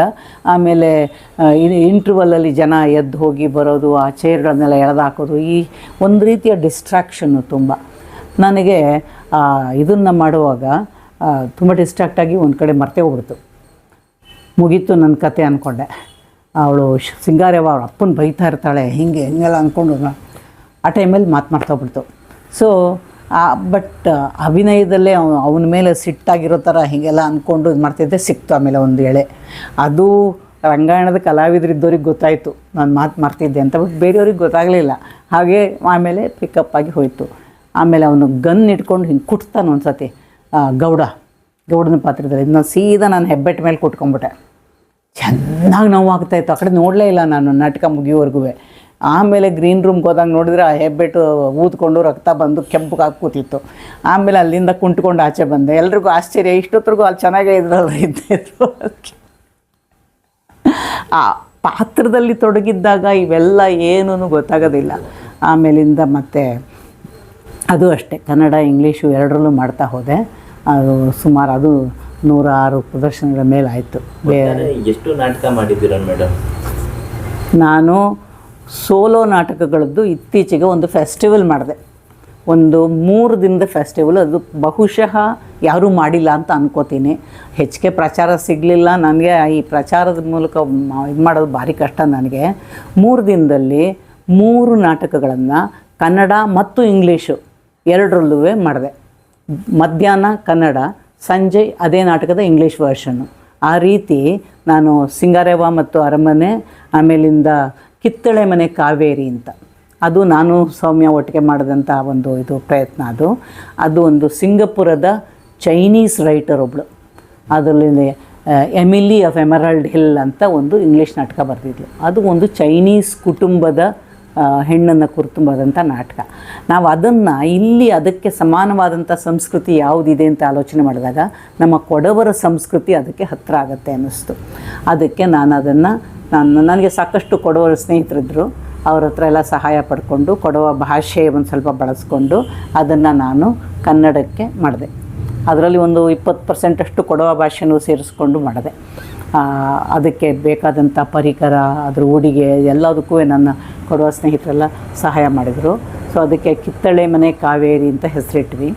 ಇಂಗ್ಲೀಷ್ನಲ್ಲಿ ಕಾವೇರಿ ಆಫ್ ಕಿತ್ತಳೆ ವಿಲಾ ಅಂತ ಮಾಡಿದ್ವಿ. ಆಮೇಲೆ ಇತ್ತೀಚಿನ ನನ್ನ ನಾಟಕ ಶೇಕ್ಸ್ಪಿಯರ್ನ ಶ್ರೀಮತಿ ಅಂತ ಉದಯ್ ಇಟ್ಕಿ ಅವರು ಬರೆದಿದ್ದು, ಅದನ್ನು ಇಂಗ್ಲೀಷಿಗೆ ಮಾಡಿದೆ. ನನ್ನ ಭಾಷಾಂತರ ನನ್ನ ಹವ್ಯಾಸ, ಹಾಗಾಗಿ ಅದನ್ನು ಶೇಕ್ಸ್ಪಿಯರ್ಸ್ ವೈಫ್ ಅಂತ ಇಂಗ್ಲೀಷಿಗೆ ಮಾಡಿದೆ. ಸೊ ಅದನ್ನು ಕನ್ನಡ ಇಂಗ್ಲೀಷ್ ಈ 3 ದಿನದಲ್ಲಿ 6 ನಾಟಕಗಳನ್ನು ನಾನು ಒಬ್ಬಳೇ ಕನ್ನಡ ಇಂಗ್ಲೀಷ್ನಲ್ಲಿ ಮಾಡೋದು. ಜೊತೆಗೆ ನಾನೇ ಪ್ರೊಡ್ಯೂಸರು, ನಾನೇ ಎಲ್ಲವುದು. ಆದ್ದರಿಂದ ಪ್ರತಿಯೊಂದು ಜವಾಬ್ದಾರಿನೂ ಹೊತ್ಕೋಬೇಕಿತ್ತು.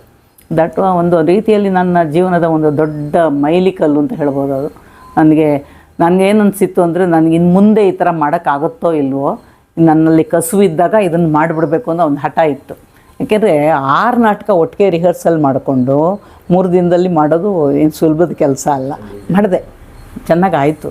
ಅದೊಂದು ಹೋದ ಜನವರಿ ಸುಮಾರು 1.5 ವರ್ಷ ಹಿಂದೆ ಅದು ಪ್ರಯತ್ನ ಮಾಡಿದ್ದು. ಅದೊಂದಾಯಿತು. ಸೊ ಇದು ನನ್ನ ಏಕವ್ಯಕ್ತಿ ಪ್ರದರ್ಶನಗಳು ಹೆಚ್ಚಾಗಿ ಮಾಡಿದ್ದು. ಇನ್ನೊಂದು ಮೀಡಿಯಾ ಅಂತ ಇದು ಗ್ರೀಕ್ ಮೀಡಿಯಾ ನಾಟಕ ಅಲ್ಲ, ಬಟ್ ಡ್ಯಾರಿಯೋ ಫೋ ಆ್ಯಂಡ್ ಫ್ರಾಂಕಾರಾಮೆ ಬರೆದಿರೋದು ಒಂದು ಮೀಡಿಯಾ ಅಂತ ನಾಟಕ ಇದೆ. ಅವನದ್ದೇ ಇನ್ನೊಂದು ಇದು ಎದ್ದೇಳು ಅನ್ನೋದನ್ನು ಇದು ರೂಪಾಂತರ, ಅದು ನಾನೇ ಬರೆದು ಮಾಡಿಕೊಂಡಿದ್ದು. ಸೊ ಅದರದ್ದು ಒಂದು ಏಕವ್ಯಕ್ತಿ ಪ್ರದರ್ಶನ ಮಾಡಿದ್ವಿ. ಆಮೇಲೆ ಹೆಣ್ಣಲ್ಲವೇ ಅದರದ್ದು ಇಂಗ್ಲೀಷ್ನ ಜಸ್ಟ್ ಅ ವುಮನ್ ಅನ್ನೋದು ಅದೊಂದು. ಆಮೇಲೆ ಒಂದು ಶೇಕ್ಸ್ಪಿಯರ್ ಫೆಸ್ಟಿವಲ್ ಮಾಡಿದರು ರಂಗಶಂಕರದಲ್ಲಿ.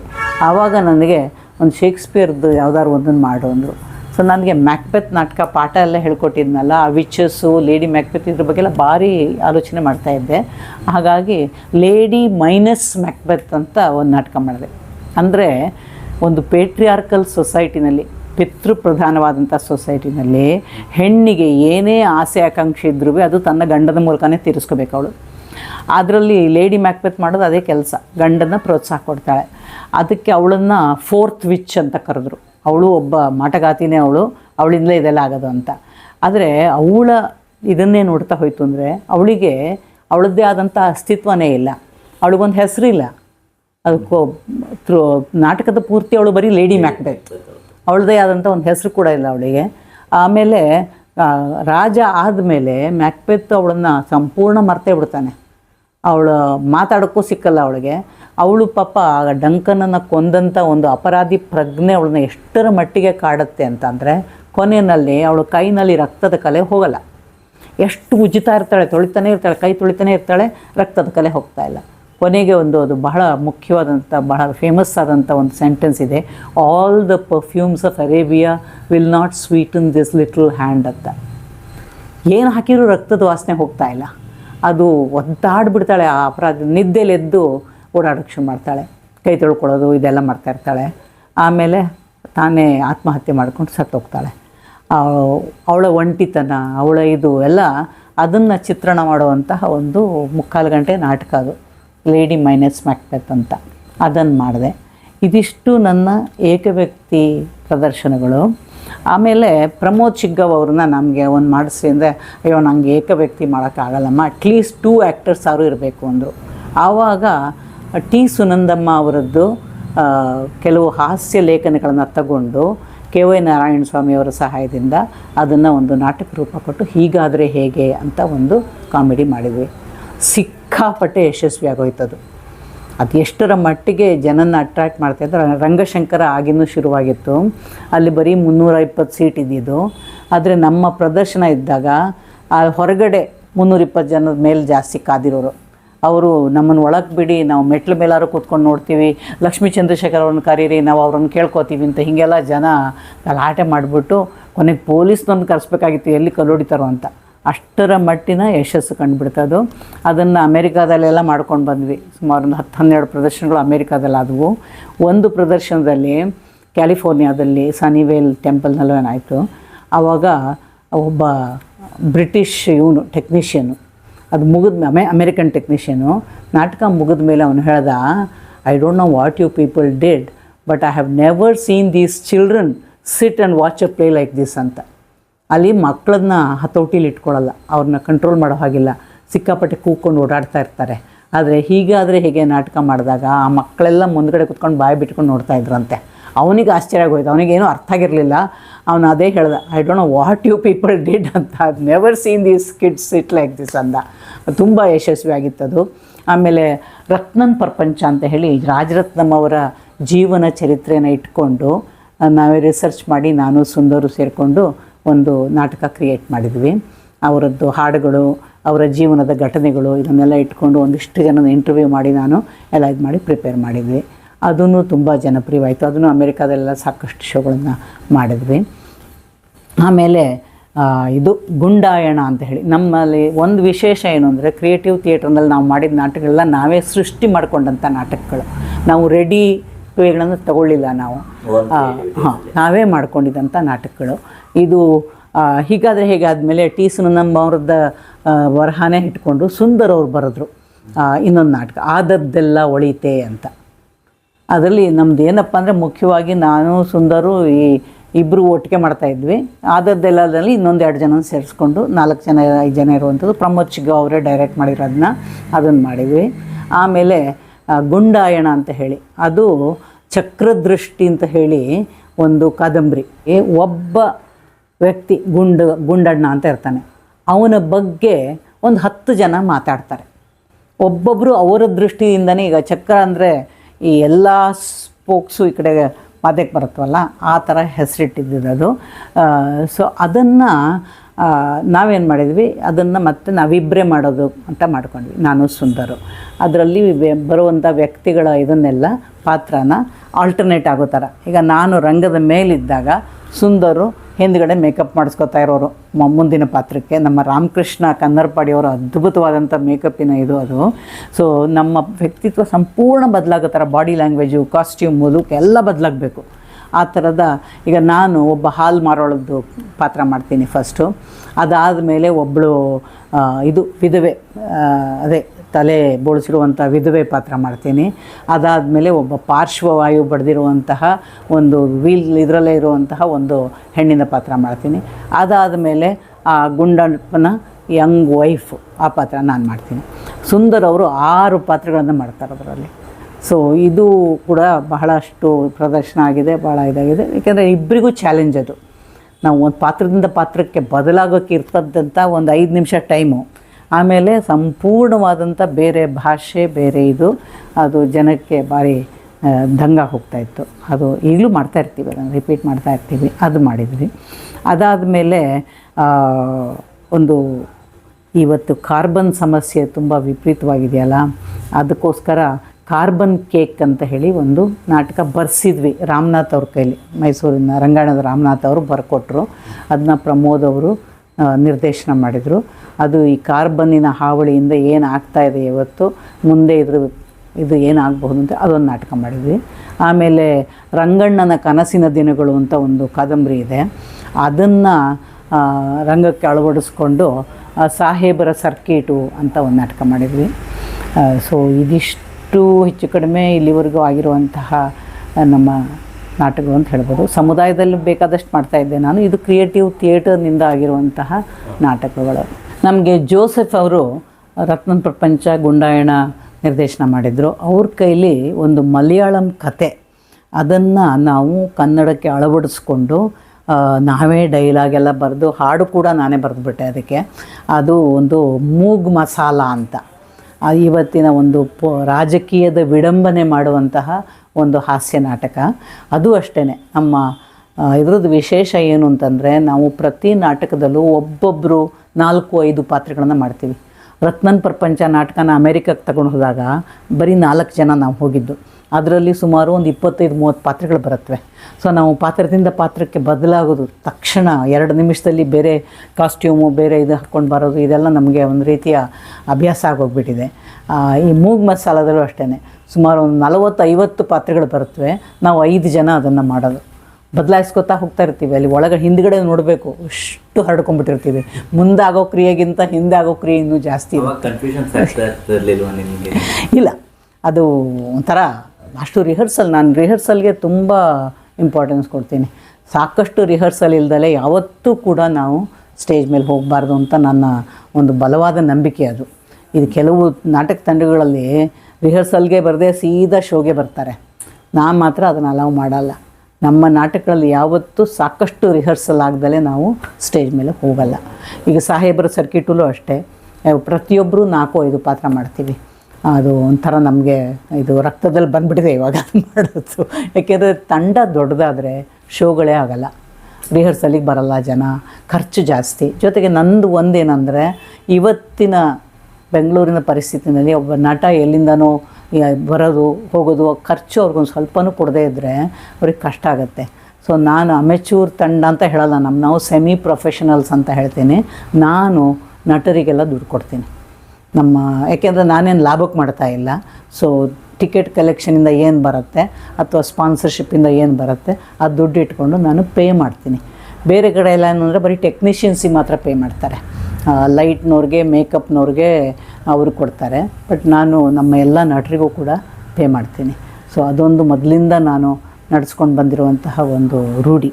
ಈಚೀಚೆಗೆ ಸ್ವಲ್ಪ ಎಲ್ಲರೂ ಮಾಡೋಕ್ಕೆ ಶುರು ಮಾಡಿದ್ದಾರೆ ಅದನ್ನ. ಯಾಕೆಂದರೆ ಇಲ್ಲದೇ ನಮಗೆ ಆರ್ಟಿಸ್ಟ್ಗಳನ್ನ ರಿಹರ್ಸಲಿಗೆ ಬನ್ನಿ ಅಂತ ಕರೆಯೋದು ಕೂಡ ಕಷ್ಟ ಆಗಿಬಿಡುತ್ತೆ. ಅದನ್ನ ಮಾಡ್ಕೊಂಡು ಬಂದಿದ್ದೀವಿ ನಾವು. ಆಮೇಲೆ ಮೇಡಮ್, ಮೈಸೂರಲ್ಲಿ ಸಮತೆಂತ್ರ ಜೊತೆಗೆ ಬೇರೆ ಯಾವ್ಯಾವ ರಂಗತಂಡಗಳ ಜೊತೆಲಿ ನೀವು ಪಾರ್ಟಿಸಿಪೇಟ್ ಮಾಡಿದ್ದೀರಾ ಮೇಡಮ್? ಬೇರೆ ಯಾವ ರಂಗತಂಡದಲ್ಲೂ ಮಾಡಲಿಲ್ಲ ನಾನು ಮೈಸೂರಲ್ಲಿ ಮಾಡಿದ್ದು ಬರೀ ಸಮತೆಂತೋ ಜೊತೆ. ಅದು ಹೆಚ್ಚಾಗಿ ನನ್ನ ವಿದ್ಯಾರ್ಥಿ ದೆಸೆಯಲ್ಲಿ. ಯಾಕೆಂದರೆ ನಾನು MA ಆದಮೇಲೆ ಇದು ಹಾಸನಕ್ಕೆ ಹೋದೆ, ಅಲ್ಲೊಂದು ವರ್ಷ ಕೆಲಸ ಮಾಡಿ ಮದುವೆ ಆಯಿತು, ಇಂಗ್ಲೆಂಡಿಗೆ ಹೊರಟೋದೆ. ಅಲ್ಲಿಂದ ಬಂದಮೇಲೆ ಬೆಂಗಳೂರಲ್ಲಿ ನೆಲೆಸ್ಬಿಟ್ಟೆ. ಹಾಗಾಗಿ ಸಮತೆಂತೋ ಜೊತೆ ನಾನು ಮಾಡಿದ ನಾಟಕಗಳು, ಅದು ಮೊದಲಿಂದ ಶ್ರೀರಂಗರ ನಾಟಕ, ಅದಾದಮೇಲೆ ಬಹದ್ದೂರ್ ಗಂಡ, ಆಮೇಲೆ ಮೃಚ್ಛಕಟಿಕ ನಾಟಕ ಮಾಡಿದ್ವಿ. ಮೃಚ್ಛಕಟಿಕದಲ್ಲಿ ವನಮಾಲ ವಸಂತ ಸೇನೆ, ನಾನು ಅವ್ರ ಅಮ್ಮನ ಪಾತ್ರ ಮಾಡಿದ್ದೆ. ಅದರಲ್ಲೂ ಅಷ್ಟೇ ಚೆನ್ನಯ್ಯ, ಸಿಂಧುವಳ್ಳಿ ಇವರೆಲ್ಲ ಮಾಡಿದರು ಅವಾಗ. ಸೊ ಅದಷ್ಟೇ ನಾನು ಸಮತೆಂತೋ ಜೊತೆ ಮಾಡಿದ ನಾಟಕಗಳು. ಯಾವ್ಯಾವ ರಂಗ ಮಂದಿರಗಳಲ್ಲಿ ಮಾಡಿದ್ದೀರಾ ಮೇಡಮ್ ಮೈಸೂರಲ್ಲಿ? ಅಲ್ಲಿ ನಾವು ಸೆಂಟಿನರಿ ಹಾಲಲ್ಲಿ ಮಾಡ್ತಾಯಿದ್ವಿ ಮೊದಲೆಲ್ಲ. ಅದು ನಮಗೆ ನಾಟಕಕ್ಕೆ ಸಿಗ್ತಾ ಇದ್ದಿದ್ದ ಜಾಗ ಅದೇನೆ. ಅದು ಬಿಟ್ಟರೆ ಮೃಚ್ಛಕಟಿಕನ ಮೈಸೂರು ಯೂನಿವರ್ಸಿಟಿದು ಓಪನ್ ಏರ್ ಥಿಯೇಟ್ರ್ನಲ್ಲಿ ಅಲ್ಲಿ ಮಾಡಿದ್ವಿ. ಇದು ರಿಹರ್ಸಲ್ಗಳನ್ನೆಲ್ಲ ಅಲ್ಲಿ ಮ್ಯೂಸಿಕ್ ಆ್ಯಂಡ್ ಡ್ಯಾನ್ಸ್ ಕಾಲೇಜ್ ಇದೆಯಲ್ಲ, ಅಲ್ಲಿ ಮಾಡ್ಕೋತಾ ಇದ್ವಿ. ಸೊ ಹೆಚ್ಚಾಗಿ ನಮ್ಮದು ರಿಹರ್ಸಲ್ ನಡೀತಾ ಇದ್ದಿದ್ದು ಅಲ್ಲಿ. ಮತ್ತು ನಾಟಕ ಮಾಡಿದ್ದು ಸೆಂಟಿನರಿ ಹಾಲು ಮತ್ತು ಇದು ಮೃಚ್ಛಕಟಿಕ ಮಾತ್ರ ಇದರೊಳಗೆ. ರಂಗಭೂಮಿಯಲ್ಲಿ ನೀವು ನೋಡಿದಂತಹ ಅಂದರೆ ರಂಗ ಮಂದಿರಗಳಲ್ಲಿ ನೋಡಿದಂತಹ ಸಮಸ್ಯೆಗಳೇನಾದ್ರು ಇತ್ತು ಅಂದರೆ ಮೇಡಮ್, ಏನು ಸಮಸ್ಯೆಗಳು ಬೇಕಾದಷ್ಟು ಇರುತ್ತಪ್ಪ. ಇದು ಕೆಲವು ಈ ರಂಗಮಂದಿರ ಕಟ್ಟಬೇಕಾದ್ರೆ ರಂಗ ತಜ್ಞರನ್ನ ಕೇಳಿ ಕಟ್ಟಲ್ಲ. ಅದು ಅವಶ್ಯಕತೆ ಏನು ಅನ್ನೋ ಗೊತ್ತಿರಲ್ಲ. ಈಗ ಸೈಡ್ ವಿಂಗ್ಸು ಕೆಲವು ಕಡೆ ಕಟ್ತಾರೆ, ಸೈಡ್ ವಿಂಗ್ಸೇ ಇರೋದಿಲ್ಲ. ಅಥವಾ ಎಷ್ಟೋ ಸರ್ತಿ ನಾಟಕದ ಪಾತ್ರಗಳು ಈ ಕಡೆಯಿಂದ ಆಚೆ ಹೋಗಿ ಆ ಕಡೆಯಿಂದ ಬರಬೇಕಾಗತ್ತೆ, ಅಲ್ಲಿ ಹಿಂದ್ಗಡೆ ಜಾಗ ಇರಬೇಕು, ಹೋಗಿ ಇರೋದಿಲ್ಲ. ಅದು ತುಂಬ ಕಡೆ ನೋಡಿರುವಂಥ ಸಮಸ್ಯೆ ನಾನು. ಲೈಟ್ಸು ನಮಗೆ ಬೇಕಾದ ಆ್ಯಂಗಲ್ನಿಂದ ಬೇಕಾದ ಕಡೆಗೆ ಬರೋ ಹಂಗಿರೋದಿಲ್ಲ. ನಮ್ಮಲ್ಲಿ ಎಷ್ಟು ದೊಡ್ಡ ದೊಡ್ಡ ರಂಗಮಂದಿರ ಕಟ್ಟಿದ್ದಾರೆ. ಇಲ್ಲಿ ನಮ್ಮ ಕಾಲೇಜಿಂದೆ ನನಗೆ ಭಾಳ ಬೇಜಾರಾಗೋಯ್ತು. ನಮ್ಮಲ್ಲಿ ಒಂದು ಮಂಗಳ ಮಂಟಪ ಅಂತ ಕಟ್ಟಿದರು. ಅದರಲ್ಲಿ ಮಾಡಿದಾಗ ನಾನು ಅಲ್ಲೇ ಇದ್ದೆ ಕಾಲೇಜಲ್ಲಿ. ನನ್ನನ್ನು ಕೇಳಿದರೆ ಒಂದು ಮಾತು, ನಾನು ಅಲ್ಲಿಗೆ ಏನು ಬೇಕು ಬೇಡ ಅಂತ ಹೇಳ್ತಾಯಿದ್ದೆ. ಅವ್ರೇನು ಮಾಡಿಬಿಟ್ಟಿದ್ರು, ಒಂದು ಹಿಂದ್ಗೆ ಇದು ಸೈಡ್ ವಿಂಗ್ ಏನು ಜಾಸ್ತಿ ಇಲ್ಲ, ಬಟ್ ಇದು ಎಷ್ಟು ದೊಡ್ಡದಾಗಿ ಲೈಟ್ ಎಲ್ಲಿಂದ ಬರುತ್ತೆ ಅಂತಂದರೆ, ಆ ಲೈಟು ಇಲ್ಲಿಗೆ ಬೀಳು ಹೊತ್ತಿಗೆ ಸ್ಪಾಟ್ ಇದ್ದಿದ್ದು ಇಡೀ ರಂಗಮಂದಿರ ತುಂಬುವಷ್ಟು ದೊಡ್ಡದಾಗಿರುತ್ತೆ. ಅದನ್ನು ಇಳಿಸ್ಕೊಳಕ್ಕಾಗಲ್ಲ, ಮ್ಯಾನುವರ್ ಮಾಡೋಕ್ಕಾಗಲ್ಲ, ಅದು ಅವ್ರಿಗೆ ಅಷ್ಟು ತಿಳಿಯೋದಿಲ್ಲ. ಆಮೇಲೆ ಇಲ್ಲಿ ಕೆಲವು ಪಟ್ಟಭದ್ರ ಹಿತಾಸಕ್ತಿಗಳಿದ್ದಾರೆ, ಅವರು ಕಾಂಟ್ರಾಕ್ಟ್ ತಗೊಂಡ್ಬಿಡ್ತಾರೆ ಅದ್ರದ್ದು, ಅವರು ಕೆಡಿಸ್ತಾರೆ, ಎಲ್ಲ ಕಡೆ ಕೆಡಿಸಿದ್ದಾರೆ, ಅದು ಬೈತಾರೆ ಜನ. ಆದರೆ ಅವ್ರಿಗೆ ಎಷ್ಟು ಇದಿದೆ ಅಂದರೆ ಏನೋ ಕಡಿಮೆ ಕೊಟೇಶನ್ ಕೊಟ್ಟು ಏನೋ ಮಾಡಿ ಒಟ್ಟಲ್ಲಿ ಗಿಟ್ಟಿಸ್ಕೊಂಡ್ಬಿಡ್ತಾರೆ. ಭಾರಿ ಫೇಮಸ್ ಅವರು, ನಾನು ಹೆಸರು ಹೇಳೋದು ಬೇಡ. ಆದರೆ ಅನೇಕ ರಂಗಮಂದಿರಗಳು ಹಾಳಾಗಿರೋದು ಅವರಿಂದ, ಕರೆಕ್ಟಾಗಿ ಇದು ಮಾಡ್ದಲೆ. ಬರೀ ಅದ್ದೂರಿಯಾದಂಥ ಸ್ಕ್ರೀನ್ ಹಾಕ್ಬಿಟ್ರೆ ಸಾಕಾ? ಸೈಡ್ ವಿಂಗಲ್ಲಿ ಜಾಗ ಬೇಡವಾ? ಆಮೇಲೆ ಹಿಂದ್ಗಡೆ ಓಡಾಡೋಕ್ಕೆ ಜಾಗ ಬೇಡವಾ? ನಮ್ಮ ಮಂಗಳ ಮಂಟಪದಲ್ಲಿ ನಾನು ಹೋಗಿ ನೋಡ್ತೀನಿ, ಈ ಕಡೆ ಲೇಡೀಸ್ಗೆ ಆ ಕಡೆ ಜೆಂಟ್ಸ್ಗೆ ಅಂತ ಮಾಡಿಬಿಟ್ಟು ಮಧ್ಯ ಗೋಡೆ ಹಾಕ್ಬಿಟ್ಟಿದ್ದಾರೆ. ನಾನು ಅಂದೆ ಇದು ಮಾಡಿದ್ರೆ ಆಗಲ್ಲ, ಯಾಕೆಂದರೆ ಎಷ್ಟೋ ಸರ್ತಿ ನಾವು ಆ ಕಡೆಯಿಂದ ಹೋಗಿ ಈ ಕಡೆಯಿಂದ ಬರಬೇಕಾಗತ್ತೆ, ಮಧ್ಯ ತೆಗೆಸಿ ಬಾಗಿಲಿಡಿಸಿ. ನಾ ಹಾಗೆ ಹೇಳಿದ ಮೇಲೆ ನಮ್ಮ ಸೆಕ್ರೆಟ್ರಿ ಅವರು ನನ್ನ ಮಾತಿಗೆ ಬೆಲೆ ಕೊಟ್ಟು ಹಾಗೆ ಓಪನ್ ಮಾಡಿಸಿದ್ರು. ಆಮೇಲೆ ಈಗ ರಂಗಮಂದಿರಕ್ಕೆ ನಾವು ಸೆಟ್ಟೆಲ್ಲ ಎತ್ಕೊಂಡು ಹೋಗಬೇಕು, ಅದಕ್ಕೊಂದು ಜಾಗ ಇರಬೇಕು. ಆ ಎತ್ಕೊಂಡು ಹೋಗೋದಕ್ಕೆ ಹಿಂದ್ಗಡೆ ಒಂದು ಏನೂ ಇದಿಲ್ಲದೆ ಇದ್ದರೆ ಆ ಮುಂದ್ಗಡೆ ಇದು ಮೆಟ್ಲೆಲ್ಲ ಹತ್ಕೊಂಡು ಆಡಿಟೋರಿಯಂ ಮೂಲಕ ಸ್ಟೇಜ್ಗೆ ನಾವು ಸೆಟ್ ತರೋದು ಅಂದರೆ ಇದು ಅಸಾಧ್ಯವಾದಂಥ ಕೆಲಸ ಅದು. ಹಾಗೆ ಹೇಳಿದ ಮೇಲೆ ಹಿಂದ್ಗಡೆಯಿಂದ ಒಂದು ಓಪನಿಂಗ್ ಮಾಡಿಸಿದ್ರು. ಸುಮಾರು ಕಡೆ ಇದನ್ನು ನಾನು ಒಬ್ಸರ್ವ್ ಮಾಡಿದ್ದೀನಿ. ಒಂದು ಸೈಡ್ ವಿಂಗಿನ ಕೊರತೆ, ಗ್ರೀನ್ ರೂಮ್ಗಳು, ಅದರಿಂದ ಸರಿಯಾಗಿ ಎಂಟ್ರಿ ಬೇಕಲ್ಲ, ಅದು ಇರೋದಿಲ್ಲ. ಆಮೇಲಿಂದ ಇದು ತುಂಬ ಎತ್ತರ ಮಾಡಿಬಿಟ್ಟಿರ್ತಾರೆ ಸ್ಟೇಜ್ನ. ಆಮೇಲೆ ಸ್ಟೇಜ್ಗೂ ಮುಂದಿನ ಸಾಲಿನ ಚೇರ್ಗೂ ತುಂಬ ದೊಡ್ಡ ಗ್ಯಾಪು. ಈ ಸೌಂಡಿದಂತೂ ಅವ್ರು ಹೆಚ್ಚಿಗೆ ಗಮನ ಕೊಟ್ಟೇ ಇರೋದಿಲ್ಲ. ಅಲ್ಲಿ ಮೇಲ್ಗಡೆ ಇದು ಹಾಕಿದರೆ ಅದು ಕೆಳಗೆ ತಲೆಗೆ ತಗಲು ಹಂಗೆ ಬರಬೇಕು, ಇಲ್ಲದೇ ಏನೂ ಕೇಳಿಸೋದಿಲ್ಲ. ಸೊ ಸೌಂಡ್ ಪ್ರೂಫಿಂಗ್ ಇನ್ನೂ ಬಂದಿಲ್ಲ ಎಲ್ಲ ಕಡೆಗೂ. ಅದು ಸ್ವಲ್ಪ ಸಮಸ್ಯೆ ಇದ್ದೇ ಇರುತ್ತೆ, ಎಕೋ ಬರುತ್ತೆ, ಸಮಸ್ಯೆ ತುಂಬ ಇರುತ್ತೆ. ಅವರು ಇದು ಗೌರ್ಮೆಂಟ್ ಆಗಲಿ ಯಾರೇ ಆಗಲಿ ಒಂದು ರಂಗಮಂದಿರ ಕನ್ಸ್ಟ್ರಕ್ಟ್ ಮಾಡಬೇಕಾದ್ರೆ ರಂಗ ತಜ್ಞರನ್ನು ಕೇಳಬೇಕು. ಒಂದಷ್ಟು ಜನ ನಿರ್ದೇಶಕರು, ಆರ್ಟಿಸ್ಟು ಇಂಥವ್ರನ್ನ ಕೇಳಿಕೊಂಡು ಈ ಬೇಕಾದಂಥ ಅವಶ್ಯಕತೆಗಳನ್ನು ತಿಳ್ಕೊಬೇಕು. ಅದಿಲ್ಲದಲೇ ಸುಮ್ಮನೆ ಒಂದು ಹಾಲು ಕಟ್ಟಿಬಿಟ್ರೆ, ಒಂದು ಮದುವೆ ಮನೆ ಥರ ಒಂದು ಸ್ಟೇಜ್ ಇಟ್ಬಿಟ್ಟು ಒಂದು ಹಾಲು ಕಟ್ಬಿಡ್ತಾರೆ. ಅದು ಸಾಲಿಡ್ ವಾಲ್ಸು, ಎಕೋ ಆಗುತ್ತೆ, ಬೆಳಕು ಸರಿ ಹೋಗೋದಿಲ್ಲ. ಇದು ಭಾಳ ಕಡೆ ಇರುವಂಥ ಸಮಸ್ಯೆ. ಕೆಲವು ಕಡೆ ನಮ್ಮ ರಂಗತಜ್ಞರೇ ಆಸಕ್ತಿ ತಗೊಂಡು ಕಟ್ಸಿರುವಂಥವು, ಈಗ ಭೂಮಿಗೀತ ಇರ್ಬೋದು, ಅಂಥವು ಅದಕ್ಕೆಲ್ಲ ಸರಿಯಾಗಿ ಉತ್ತರ ಕಂಡುಕೊಂಡಿರ್ತಾರೆ. ಬಟ್ ಎಲ್ಲ ಕಡೆಗೆ ನಮ್ಮ ಇದಿದೆ ನೋಡಿ, ರವೀಂದ್ರ ಕಲಾಕ್ಷೇತ್ರ, ಅದು ಬಹಳ ಚೆನ್ನಾಗಿ ಕಟ್ಟಿರುವಂಥದ್ದು. ಆದರೆ ಏನು ಪ್ರಯೋಜನ? ಅಲ್ಲಿ ಬರೀ ಸರ್ಕಾರಿ ಫಂಕ್ಷನ್ಗಳು, ಪ್ರಶಸ್ತಿ ಪ್ರದಾನ ಸಮಾರಂಭ ಇಂಥವೇ ನಡೀತಾ ಇರುತ್ತವೆ, ನಾಟಕದವ್ರಿಗೆ ಸಿಕ್ಕೋದೇ ಇಲ್ಲ. ಜೊತೆಗೆ ಅದು ಟೌನ್ ಹಾಲು ಇದು ಆ ಜಾಗದಲ್ಲಿ ಇರೋದ್ರಿಂದ ಒಂಥರ ಬಿಟ್ಟಿ ಪ್ರೋಗ್ರಾಮ್ಗಳು ಮಾಡಿ ಜನ ಬಸ್ ಸ್ಟ್ಯಾಂಡಲ್ಲಿ ಕಾಯೋ ಬದಲಿಗೆ ಅಲ್ಲಿ ಬಂದು ಕೂತ್ಕೊಳ್ಳೋ ಥರ ಆಗಿಬಿಟ್ಟಿದೆ. ಒಂದು ಸರ್ತಿ ನಾನೇ ರವೀಂದ್ರ ಕಲಾಕ್ಷೇತ್ರದಲ್ಲಿ ಯಾವುದೋ ಒಂದು ಉತ್ಸವ ನಡೀತಾ ಇತ್ತು, ಯಾವುದೋ ಒಂದು ಗಿರೀಶ್ ಕಾರ್ನಾಡರ ನಾಟಕೋತ್ಸವ. ಅದರಲ್ಲಿ ತುಂಬ ಜನ ಬಂದಿದ್ದರು. ನನಗೆ ಲೇಟಾಗಿ ಹೋದೆ, ಜಾಗ ಸಿಕ್ಕಲಿಲ್ಲ. ಮಹಡಿ ಮೇಲೆ ನಾನು ಯಾವತ್ತೂ ಕೂತಿರಲಿಲ್ಲ. ಅವತ್ತು ಅಲ್ಲಿ ಹೋಗಿ ಕೂತ್ಕೊಂಡೆ. ಆಮೇಲೆ ಸ್ವಲ್ಪ ಹೊತ್ತಾಯಿತು, ನಾನು ಪಕ್ಕದಲ್ಲಿ ಕೂತಿದ್ದೊಂದು ಮೆಲ್ಲಗೆ ಬ್ಯಾಗಿಂದ ಒಂದು ಬಾಟ್ಲ್ ತೆಗೆದ, ಕುಡಿಯೋಕ್ಕೆ ಶುರು ಮಾಡ್ದೆ. ನನಗೆ ಶಾಕ್ ಆಗೋಯ್ತು, ಇಂಥದ್ದೆಲ್ಲ ನಡೆಯುತ್ತಾ ಅಂತ. ಅದು ಆಗ್ತಾ ಇರುತ್ತೆ. ಆಮೇಲೆ ಜನ ಎದ್ದೋಗೋದು ಕೂತ್ರು. ಈಗ ನೋಡಿ ರಂಗಶಂಕರ ಆದಮೇಲೆ ಒಂದು ಶಿಸ್ತು ಬಂತು. ಯಾಕೆಂದರೆ ಅಲ್ಲಿ ಲೇಟಾಗಿ ಒಳಗೆ ಹೋಗೋ ಹಾಗಿಲ್ಲ, ಮತ್ತು ಮೊಬೈಲ್ ಫೋನ್ ಬಳಸೋ ಹಾಗಿಲ್ಲ, ಎದ್ದು ಓಡಾಡೋ ಹಾಗಿಲ್ಲ. ಇದು ನಾಟಕ ಮಾಡ್ತಾ ಇರೋರಿಗೆ ಒಂದು ರೀತಿಯ ಭಂಗ ತರುತ್ತೆ, ಅವರ ಫೋಕಸ್ಸು ಹಾಳಾಗುತ್ತೆ ಅಂತ ಗೊತ್ತೇ ಆಗಲ್ಲ ಜನಕ್ಕೆ. ನಾನು ಸೋಲೋ ಮಾಡುವಾಗ ಇದರಲ್ಲಿ ರವೀಂದ್ರ ಕಲಾಕ್ಷೇತ್ರದಲ್ಲಿ ನಂದು 100ನೇ ಪ್ರದರ್ಶನ ಆದಾಗ ಎಸ್.ಎಂ. ಕೃಷ್ಣ ಅವರು ಮುಖ್ಯ ಅತಿಥಿಯಾಗಿ ಬಂದಿದ್ದರು. ಅವ್ರಿಗೆ ತುಂಬ ಆಸಕ್ತಿ, ಸಂಗೀತ ಕಲೆ ಇದರಲ್ಲೆಲ್ಲ. ಸೊ ಭಾಳ ಆಸಕ್ತಿಯಿಂದ ನಾಟಕ ನೋಡ್ತಾಯಿದ್ರು. ಆವಾಗ ಈ ರಾಜ್ಕುಮಾರ್ ಅಪಹರಣ ಅದೆಲ್ಲ ಆಗಿ ಸ್ವಲ್ಪ ಗಲಾಟೆಯಲ್ಲಿ ನಡೀತಾ ಇತ್ತು. ಸೊ ಏನೋ ಸುದ್ದಿ ಬಂತು, ಅದಕ್ಕೆ ಅವರು ಸ್ವಲ್ಪ ಆಚೆಗೆ ಹೋಗಬೇಕಾಯ್ತು. ಅವ್ರ ಜೊತೆಗೆ ಒಂದು 20 ಜನ ದಡ ಎದ್ದೋಗ್ಬಿಟ್ರು. ನಾನು ಇಲ್ಲಿ ಮಾಡ್ತಾ ಇರೋಳಿಗೆ ಒಂಥರ ಇದು ಹೋಗ್ಬಿಡುತ್ತೆ, ಡಿಸ್ಟ್ರಾಕ್ಷನ್ ಆಗಿಬಿಡುತ್ತೆ.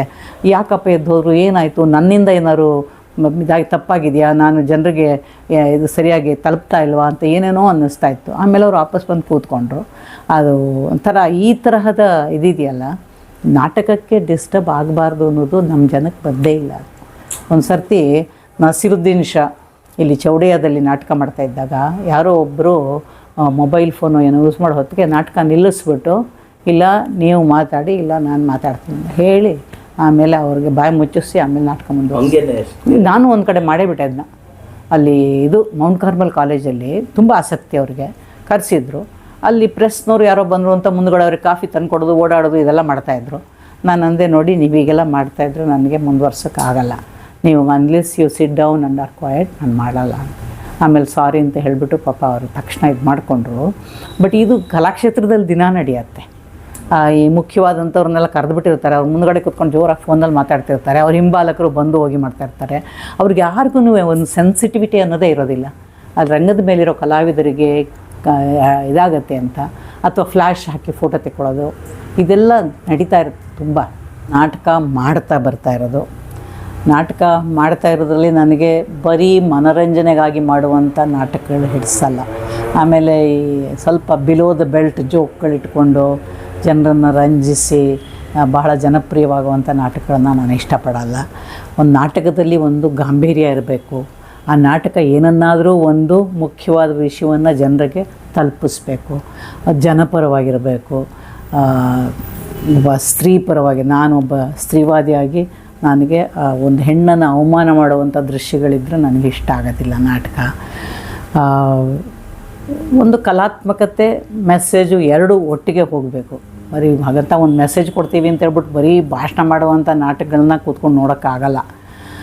ಎರಡೂ ಇರಬೇಕು.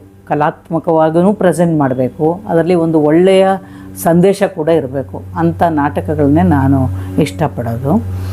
ಪ್ರಯೋಗಾತ್ಮಕವಾಗಿ ಇದೆಲ್ಲ ಮಾಡುವಂಥದ್ದು ಇಷ್ಟ ಆಗುತ್ತೆ. ಅಂದರೆ ಸುಮ್ಮನೆ ಒಂದು ಪ್ರಯೋಗ ಮಾಡಬೇಕು ಅಂತಲೇ ಮಾಡೋದು ಅಥವಾ ಏನೋ ಒಂದು ಔಟ್ಲ್ಯಾಂಡಿಶ್ ಇದನ್ನು ಮಾಡೋದು, ಅದನ್ನು ನಾನು ಇಷ್ಟಪಡಲ್ಲ. ಒಂದು ನಾಟಕ ಒಂದು ರೀತಿಯ ಹೋಲ್ಸಮ್ ಎಕ್ಸ್ಪೀರಿಯನ್ಸ್ ಆಗಬೇಕು. ಅದರಲ್ಲಿ ದೃಶ್ಯ ಚೆನ್ನಾಗಿರಬೇಕು, ಅದಕ್ಕೆ ಸಂಗೀತ ಪೂರಕವಾಗಿರಬೇಕು, ಸೆಟ್ಟು ಅದಕ್ಕೆ ಪೂರಕವಾಗಿರಬೇಕು, ಎಲ್ಲವೂ ಒಂದು ಹೊಂದಾಣಿಕೆ ಇರಬೇಕು. ಅದ್ಭುತವಾದಂಥ ಒಂದು ಸೆಟ್ ಹಾಕ್ಬಿಟ್ಟು ಅಲ್ಲಿ ನಡೆಯೋದೇನು ಅಂತ ಆಸಕ್ತಿ ಹುಟ್ಟಿಸ್ತಾ ಇದ್ದರೆ ಪ್ರಯೋಜನ ಆಗಲ್ಲ. ಸೊ ಆ ತರಹದ ಒಂದು ರೀತಿ ಅದೇ ಹೋಲ್ಸಮ್ ಆದಂಥ ನಾಟಕಗಳನ್ನ ನಾನು ಇಷ್ಟಪಡೋದು. ಸಾಧಾರಣವಾಗಿ ಒಬ್ಬ ವಿಮರ್ಶಕಿಯಾಗಿ ನಾನು ಸುಮಾರು ಎಲ್ಲ ಥರದ ನಾಟಕನೂ ನೋಡಿಬಿಟ್ಟಿದ್ದೀನಿ. ಆವಾಗ ನಮ್ಮ ಇವರು ವರ್ಮಾ ಅವರು ಒಂದು ಒಳ್ಳೆ ಮಾತು ಹೇಳಿದರು, ಒಂದು ಕೆಟ್ಟ ನಾಟಕ ಇದ್ದರೆ ಅದ್ರ ಬಗ್ಗೆ ಬರೀಲೇಬೇಡಿ ಅಂತ. ಅದಕ್ಕೆ ಅದೇ ಒಂದು ಪ್ರಚಾರ ಆಗುತ್ತೆ, ಕೆಟ್ಟ ನಾಟಕನ ಅದ್ರ ಬಗ್ಗೆ ಬರಿಬೇಡಿ ಅಂತ. ಅದನ್ನು ನಾನೇನು ಮಾಡ್ತೀನಿ, ನಾನು ಆವಾಗ ಹೋಗ್ತಾ ಇದ್ದ ಕಾಲದಲ್ಲಿ ಒಂದು ಸಣ್ಣ ಸಣ್ಣ ಪ್ರಯತ್ನಗಳಿಗೂ ಅದರ ಒಂದು ಒಳ್ಳೆಯತನವನ್ನು ನೋಡಿ ಅದ್ರ ಬಗ್ಗೆ ಒಂದೆರಡು ಮಾತಾಡಿ ಮೆಚ್ಚುಗೆ ಮಾತು ಬರೆದ್ರೆ ಅವರಿಗೆ ಪಾಪ ಎಷ್ಟೋ ಸಂತೋಷ ಆಗುತ್ತೆ. ಅದನ್ನು ಮಾಡ್ತಾಯಿದ್ದೆ ನಾನು. ಆವಾಗ ಜನ ಹುಡ್ಕೊಂಡು ಬಂದು ನಮ್ಮ ನಾಟಕಕ್ಕೆ ಬನ್ನಿ ಅಂತ ಕರೆಯೋರು. ಈಗ ವಿಮರ್ಶೆ ಬಿಟ್ಬಿಟ್ಟೆ. ಈಗೇನಿದ್ರು ನನ್ನ ಅಭಿನಯ ಒಂದೇ ನನಗೆ ಆಸಕ್ತಿ ಇರುವಂಥದ್ದು. ಅದನ್ನು ನನ್ನ ನಿರ್ದೇಶನಕ್ಕೂ ಹೋದೋಳಲ್ಲ. ನನಗೆ ಬೇರೆಯವ್ರು ಮಾಡಿದ ಒಂದು ದೃಶ್ಯವನ್ನು ಅವ್ರು ಕಟ್ಟಿರೋ ರೀತಿ ಬಗ್ಗೆ ಮಾತಾಡಬಲ್ಲೆ, ಆದರೆ ನೀನೇ ಕಟ್ಟು ಅಂದರೆ ನನಗೆ ಅದು ಬರಲ್ಲ. ನನಗೆ ಇದೇ ಇಲ್ಲ ಟ್ಯಾಲೆಂಟ್. ಇದರಲ್ಲಿ ಮೇಡಮ್ ನೀವು ಅಭಿನಯದ ಜೊತೆಗೆ ಬೇರೆ ಯಾವ ವಿಭಾಗದಲ್ಲೂ ವರ್ಕ್ ಮಾಡಿಲ್ವಾ? ಅಲ್ಲಿ ಬೆಳಕು, ಸಂಗೀತ ಇಲ್ಲ. ಅಂದರೆ ನಾನು ಬರವಣಿಗೆಯಲ್ಲಿ ಸ್ವಲ್ಪ ಮಟ್ಟಿಗೆ ಮಾಡಿದ್ದೀನಿ. ಸ್ಕ್ರಿಪ್ಟ್ ಬರೆಯೋ ಸ್ಟೇಜ್ನಲ್ಲಿ ಅದರಲ್ಲೆಲ್ಲ ಒಂದು ಸ್ವಲ್ಪ ಇದು ಮಾಡಿದ್ದೀನಿ. ಮತ್ತು ಪ್ರೊಡಕ್ಷನಿನ ಬೇರೆ ಕೆಲಸಗಳೇನಿದ್ರು ಕಸ ಗುಡಿಸೋದ್ರಿಂದ ಹಿಡಿದು ಸೆಟ್ ಹಾಕೋವರೆಗೂ ಎಲ್ಲ ಮಾಡ್ತೀನಿ. ಬೇಕಾದ್ರೆ ನಾನು ಹಿನ್ನೆಲೆಯಲ್ಲಿ ಕೆಲಸ ಮಾಡೋದಕ್ಕೆ ನನಗೆ ಯಾವುದೇ ರೀತಿಯ ಇದಿಲ್ಲ, ಅದು ಮಾಡ್ತೀನಿ. ಬಟ್ ಬೇರೆ ವಿಭಾಗದಲ್ಲಿ ಯಾವುದರಲ್ಲೂ ನಾನು ಅಷ್ಟು ಪಳಗಲಿಲ್ಲ. ಮೇಡಮ್, ರಂಗಭೂಮಿಯ ಬೆಳವಣಿಗೆಯಲ್ಲಿ ಅಂದರೆ ನೀವು ನಿಮ್ಮ ಅನುಭವದಲ್ಲಿ ಎದುರಿಸುವ ಸಮಸ್ಯೆಗಳು ಮತ್ತು ಸವಾಲುಗಳು ಏನೇನಾಗಿದೆ ಮೇಡಮ್? ಮೊದಲು ಎದುರಿಸ್ತಾ ಇದ್ದಿದ್ದ ಸಮಸ್ಯೆ, ರಂಗಭೂಮಿಗೆ ಬಂದ ಹೆಣ್ಣುಮಕ್ಕಳು ಅಂದಮೇಲೆ ಅವರ ನಡತೆ ಅಷ್ಟರ ಮಟ್ಟಿಗೆ ಚೆನ್ನಾಗಿರೋದಿಲ್ಲ ಅಂತ ಒಂದು ನಂಬಿಕೆ ಎಲ್ಲರಲ್ಲೂ ಇರುತ್ತಲ್ವ. ನಾವೊಂದು ಸರ್ತಿ ಯಾವಾಗಲೂ ಇದು ಸಮುದಾಯದಲ್ಲಿದ್ದಾಗ ರವೀಂದ್ರ ಕಲಾಕ್ಷೇತ್ರ ಬುಕ್ ಮಾಡಬೇಕಾದ್ರೆ ಯೂತ್ ಸರ್ವಿಸಸ್ ಆಫೀಸ್ಗೆ ಹೋಗಬೇಕಿತ್ತು. ಅಲ್ಲಿ ಹೋದರೆ ಅಲ್ಲಿಯ ನಿರ್ದೇಶಕರು ಯಾರೋ ಆ ಇನ್ಚಾರ್ಜ್ ಕೂತಿದ್ದವರು ಕೆಳಗಡೆಯಿಂದ ಮೆಲ್ಲಿಗೆ ನನ್ನ ಕಾಲಿಗೆ ಕಾಲು ತಗಲಿಸಿದ್ರು. ನನಗೆ ತಕ್ಷಣ ಆಶ್ಚರ್ಯ ಆಗೋಯ್ತು. ಯಾಕೆಂದರೆ ರಂಗಭೂಮಿಲಿದ್ದಾಳೆ, ಅದರಿಂದ ಸುಲಭವಾಗಿ ಸಿಗ್ತಾರೇನೋ ಒಂದು ಇದಿತ್ತು, ಆ ಅಭಿಪ್ರಾಯ ಇತ್ತು. ಮತ್ತು ನಮಗೆ ಆ ಕಾಲದಲ್ಲಿ ನಮಗೆ ರಾತ್ರಿ ಹೊತ್ತಲ್ಲಿ ರವೀಂದ್ರ ಕಲಾಕ್ಷೇತ್ರ ಮನೆಗೆ ಬರೋದೇ ದೊಡ್ಡ ಕಷ್ಟ ಆಗ್ಬಿಡ್ತಿತ್ತು. ಸೊ ನನ್ನ ಸಹ ಕಲಾವಿದರಲ್ಲಿ ಯಾರ ಹತ್ರನಾರು ಬೈಕ್ ಇದ್ದರೆ ಅವ್ರ ಜೊತೆ ರೈಡ್ ತೊಗೊಂಡ್ಬಿಟ್ಟು ಬರ್ತಾಯಿದ್ದೆ. ನಮ್ಮ ಅಕ್ಕಪಕ್ಕದ ಮನೆಯವರು ಏನಿದು ದಿನ ಒಬ್ಬೊಬ್ಬರ ಜೊತೆ ಬಂದು ಇಳಿತಾರೆ ಅಂತ ಅಂದ್ಕೊಳ್ಳೋರು.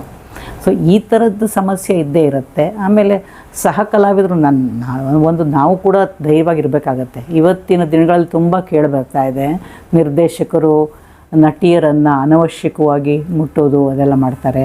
ಅದ್ರ ಬಗ್ಗೆ ಇತ್ತೀಚೆಗೆ ಸುಮಾರು ಜನ ಕಂಪ್ಲೇಂಟ್ ಮಾಡಿದ್ದಾರೆ.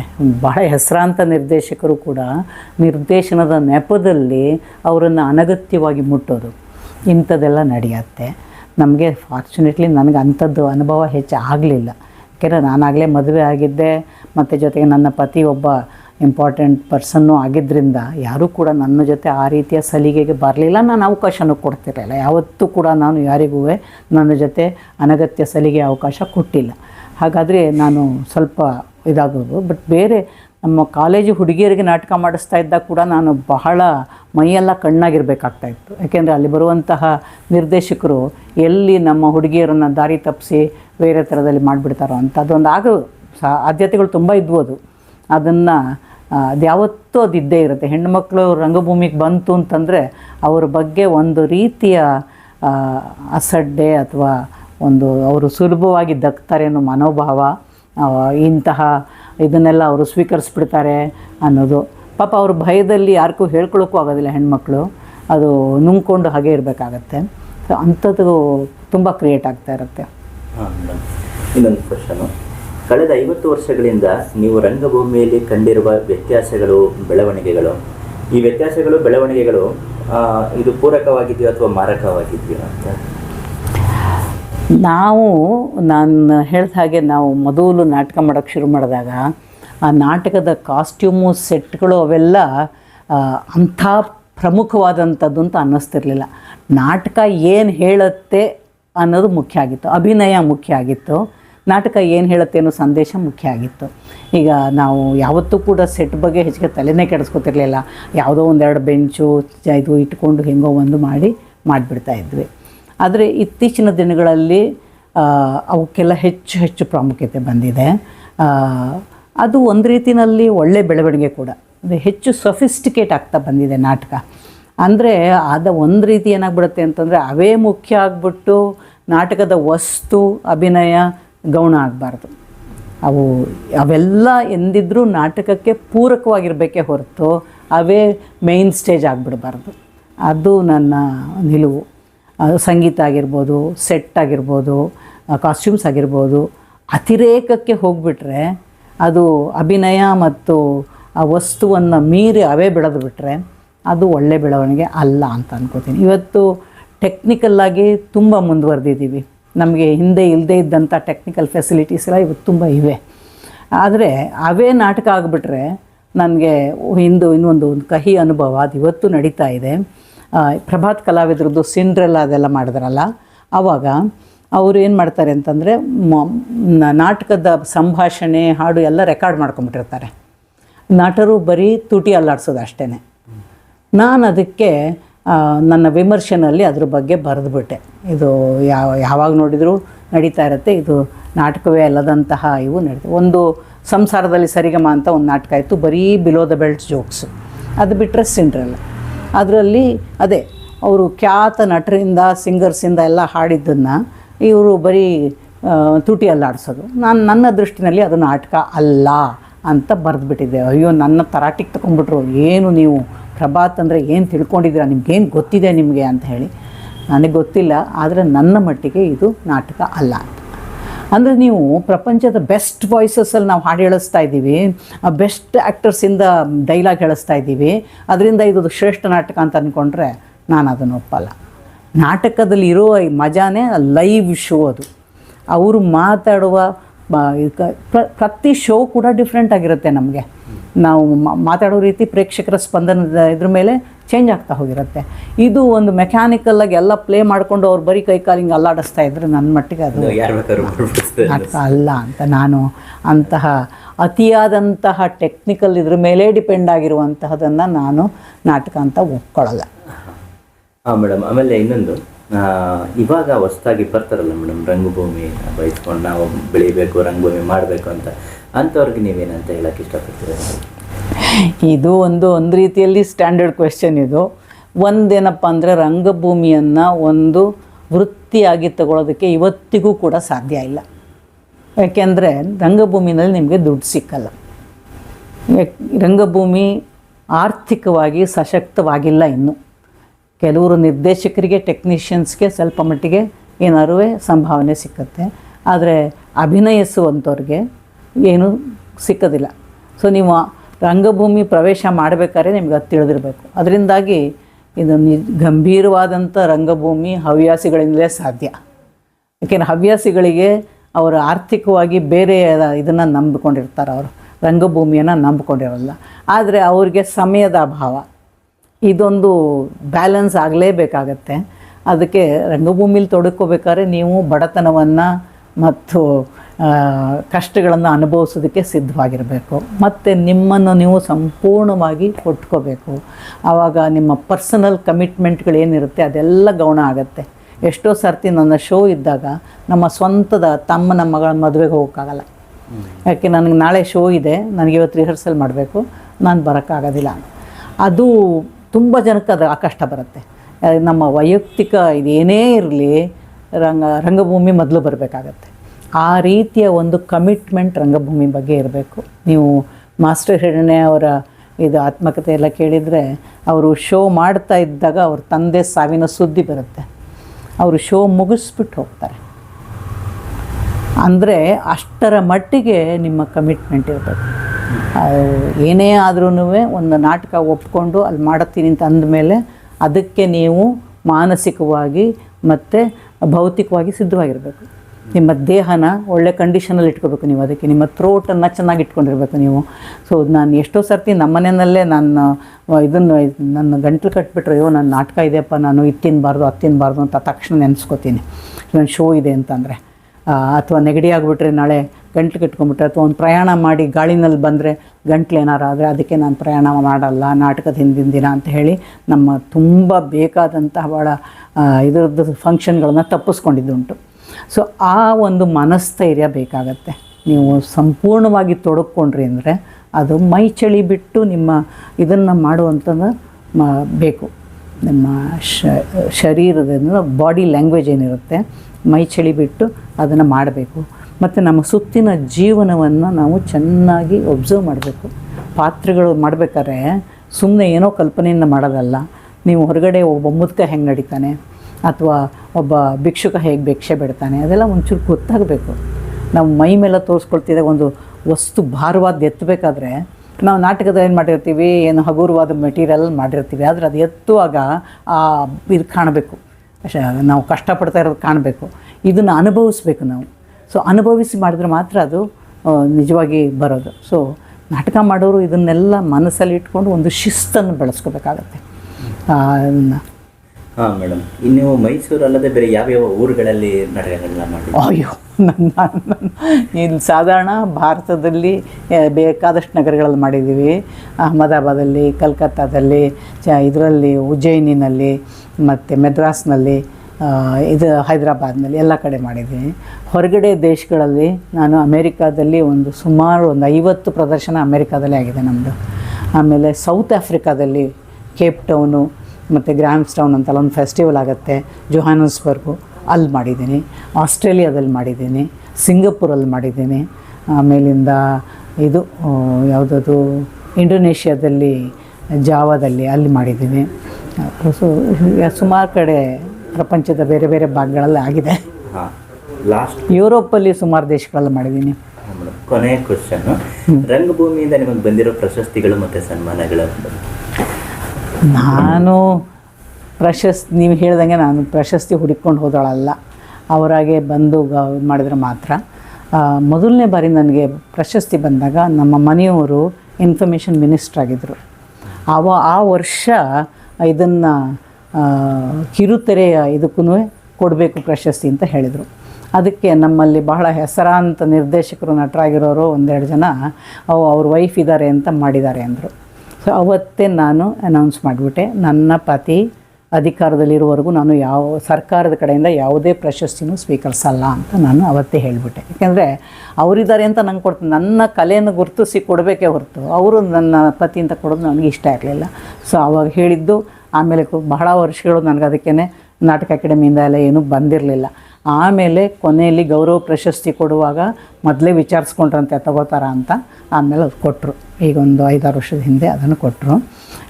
ಇದು ಸಿರಿಗೆರೆ ಅಲ್ಲಿ ನನಗೆ ಒಂದು ಇದ್ರದ್ದು ಪ್ರಶಸ್ತಿ ಕೊಟ್ಟರು, ಬಹಳ ದೊಡ್ಡ ಪ್ರಶಸ್ತವಾದಂಥ ಇದನ್ನು ಗುರುತಿಸಿ ಅವರೇ ಮಾಡಿ ಕರೆದ್ಬಿಟ್ಟು ಕೊಟ್ಟರು.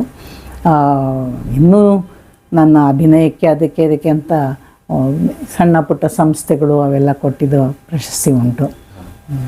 ಓಕೆ ಮೇಡಮ್, ಇಷ್ಟೊತ್ತವರೆಗೂ ನೀವು ನಿಮ್ಮ ರಂಗಭೂಮಿ ಅನುಭವವನ್ನು ಮಾತ್ರ ಹಂಚ್ಕೊಂಡಿದ್ದಕ್ಕೆ thank you very much. Thank you.